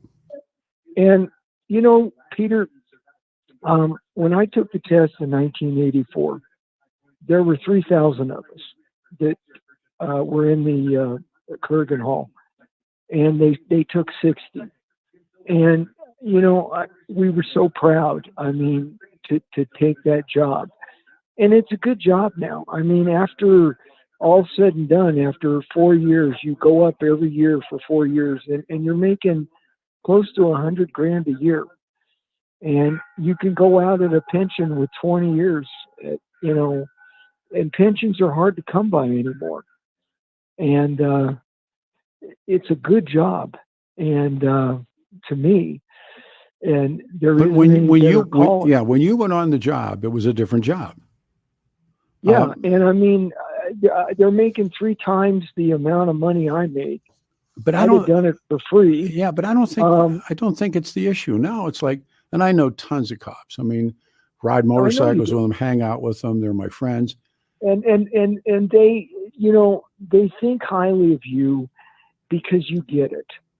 And these guys they have the hearts of lions, and I know the guys do now. And I heard an earlier caller about the George Floyd thing. Mm-hmm. I wish America could see the tape, the real tape. I showed my brother, who's firmly on the left, this tape about what really happened back in Minneapolis. If America could see what really happened, they would see that that guy went to prison, and it basically was doing what he was trained to do. I mean, nobody would want to hear that. Because if a cop does wrong, I'm the first one to say, and most of the cops you ride with or whatever, we're the first one to say, put him in prison. We don't want dirty cops. Cops don't want dirty cops. Even Jack Webb back in the day, if you watch Adam 12, Jack Webb was the first one. We don't want dirty cops. Jack was on Dragnet. Yeah, Jack was on Dragnet. Yeah. Adam 12. Yeah. Most of the cops you ride with in MC1, they will tell you they don't want dirty cops. What a lot of those guys that I spend time with and have become friends with, so they'll talk. They can't wait to retire. Seriously. Oh no, they can't wait to retire, and they, if you watch Lefty 9 and that, they can't wait to put a cop on, cop story on. But Democrat, Republican. The thing is that what I tell people is, who wins if it's defund the police or you want to come down on the police, who wins? No, I mean, really, who wins? see, I mean, if you're anti-cop, I mean, okay, so we take the cops away. I mean, do you really think you win if there isn't any law enforcement? No, but part of understanding, the Democratic Party or the Trotskyist wing of it, which exists, is you have to destroy the basic foundations. I mean, Trotsky wrote about it. You have to destroy a structure, whether it's the family or it's law enforcement or, tradition, or destroy history. And you watch every day some name change or something gets pulled down, or there's a statue that gets, taken down. And that's part of the fundamental process of this stuff is laid out, man. It's been done before. And that's why I thought and I've argued this with my friends, that's what was so wrong about January 6th. I was the first one to say, stop. Yeah. I mean, that's why it was so wrong. Yes. I told my friends, I said, we can't have this.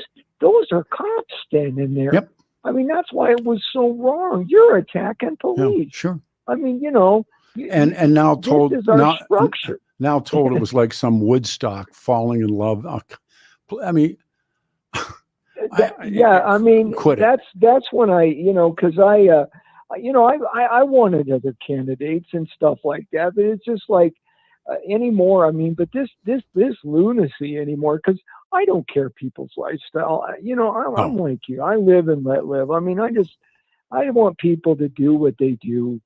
But when you start acting weird, I mean, that's the thing I think with today's world is, whatever floats your boat, I don't care. But you know what? It's, as long as everybody's over 18. Man. Whatever, I had a friend. We were talking. I had a friend. Go ahead. I'm sorry. Oh, we were talking about a few weeks ago about legalizing prostitution. Sure. Hey, whatever you want to go someplace and do, we were talking Denver and Sugar. Hey, man, I want that. I mean, hey, there ought to be a place where you can go and, like we were talking about that list, and someday we'll sit down. I want to see it over a beverage and we'll talk about, but that's what those places are for. Absolutely. So you go and absolutely. There's a great line, and then I'll give you the last comment. It was said by one of the sages that I've known in my life, who once said, it's their mouth. They can haul coal in it if they want to. Yeah, I mean, it's like I'm trying to imagine. What a great line. I'm trying to imagine that last conversation you had. How you're standing there outside a bathroom with the President of the United States going number 2. Yeah. I mean, it's like, good God. Yeah. But hey, Pete, I just want to say thank you from all the cops I know. They say, thank God for Pete. Well, that's kind. You've always gotten it over the years. Over all the years that I've heard you on the air, going back to you and Bob, you've always gotten it, Pete. So Take care. You. Thank you. Thank you. Pete. All right. Right back. Stay here.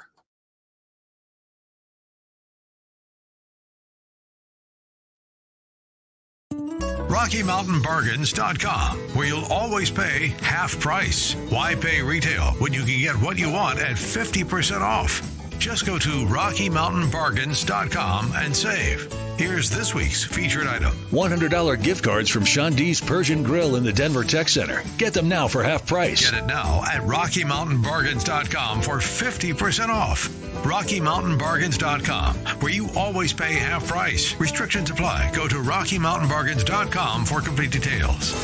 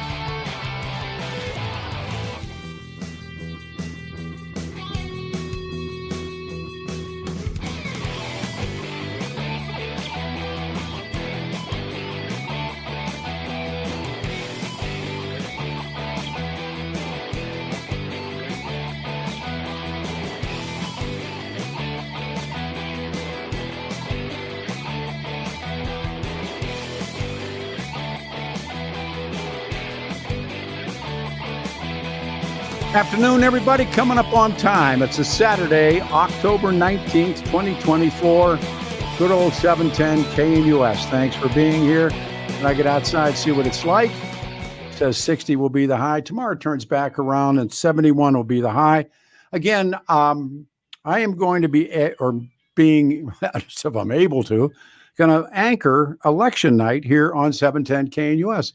I'm really pumped about it. And, we'll get special guests. We'll do a lot of calling in. You know, people will be watching the tube at home, and you can pick up the phone and forget, that and jump into this. And looking forward to it. I got some folks I'm going to try out, maybe some old timers, and make a lot of phone calls and have a lot of friends. So that's coming up. We go to Mark. I think he's in Tulsa. Mark, you're on the show, man. Good afternoon. Good afternoon, Pete. Thank you for taking my call. And yes, I am in Tulsa, and I've got some background in Colorado as well. But I was just going to say, first of all, it's a comment. Social Security is not. It's not an entitlement. That is your money that they jack. Well, that's right. In time. You put that in over time. People confuse it. But I want to say, I trade commodities for a living here, and so I do a lot of analysis, looking at some things here. And when there's a thing in my line of business that says you listen to the market and it will whisper something, just like history does. You learn from it. Yes. And when I look at food and safety, I think that's why Trump's going to take it here. Never mind whether you like him or not. When you look at record 1.4 trillion credit card debt, when you look at car loans, and cars are piling up, and I don't care if you're in Arapahoe County or Tulsa County or wherever, those are piling up. Yep. People are stacked. If you look at the inner cities, a little snippets of listening to the market, the interviews on the street from all walks of life, not just white, black, you name it, color, they're all struggling right now. You look at the union vote, the leaders may say they're taking Kamala, but if you look at the rank and file, they are not on board with Kamala. They are on with Trump. And if you look at a couple firms like Polygon, who has a pretty good record, if you look at, they predict it's Trump, the Senate, and the House. The House is iffy. I think they'll get the Senate here. There's another firm that does analysis, and I look at NBC and a bunch of them, so it's multiple inputs. If you look at a firm called Atlas, which I think has gotten it right about the last 4 or 5 elections, they have Trump winning this one. And I think it gets back to, when you want to dumb it down, people want safe streets. They want safe inner cities. Crime is up no matter how much they try to suppress the prosecutions. I think anybody room temperature IQ can see that. You got to go to the grocery store and you see that's up. Everything is up, not because they're gouging you. Energy is up big time in this country because we've transferred 4 or 5 million days of production across the pond. And, that can all come back home. And energy is in virtually everything that we consume. Mm-hmm. And we've closed 50 coal plants in this country here. And that's driven it up and replaced it with a much higher kilowatt. And so when you do all that, the last thing you input in this formula here is you have too many dollars chasing too few goods. That is record spending. And I've gone back to LBJ and looked at spending. It's about 53% Democrats, 47% Republicans in terms of Democrats, 47% Republicans, 53% Democrat.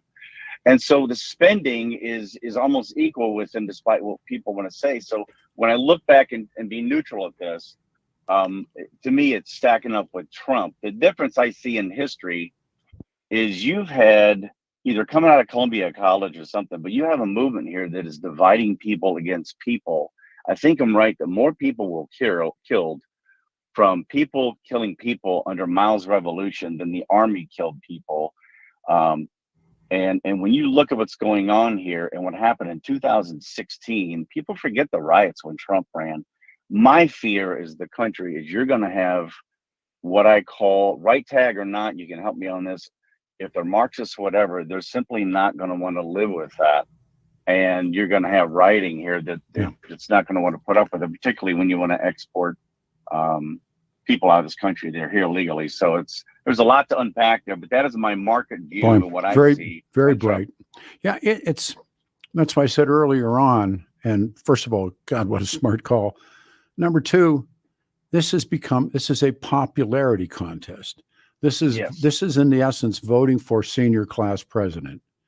How pretty is she or how handsome is he? How charismatic is she, or back and forth. And that, unfortunately, or fortunately, but I think unfortunately, will be the deciding factor. And we know, we've been over this many times, people, the propensity is to vote against someone as opposed to vote for someone.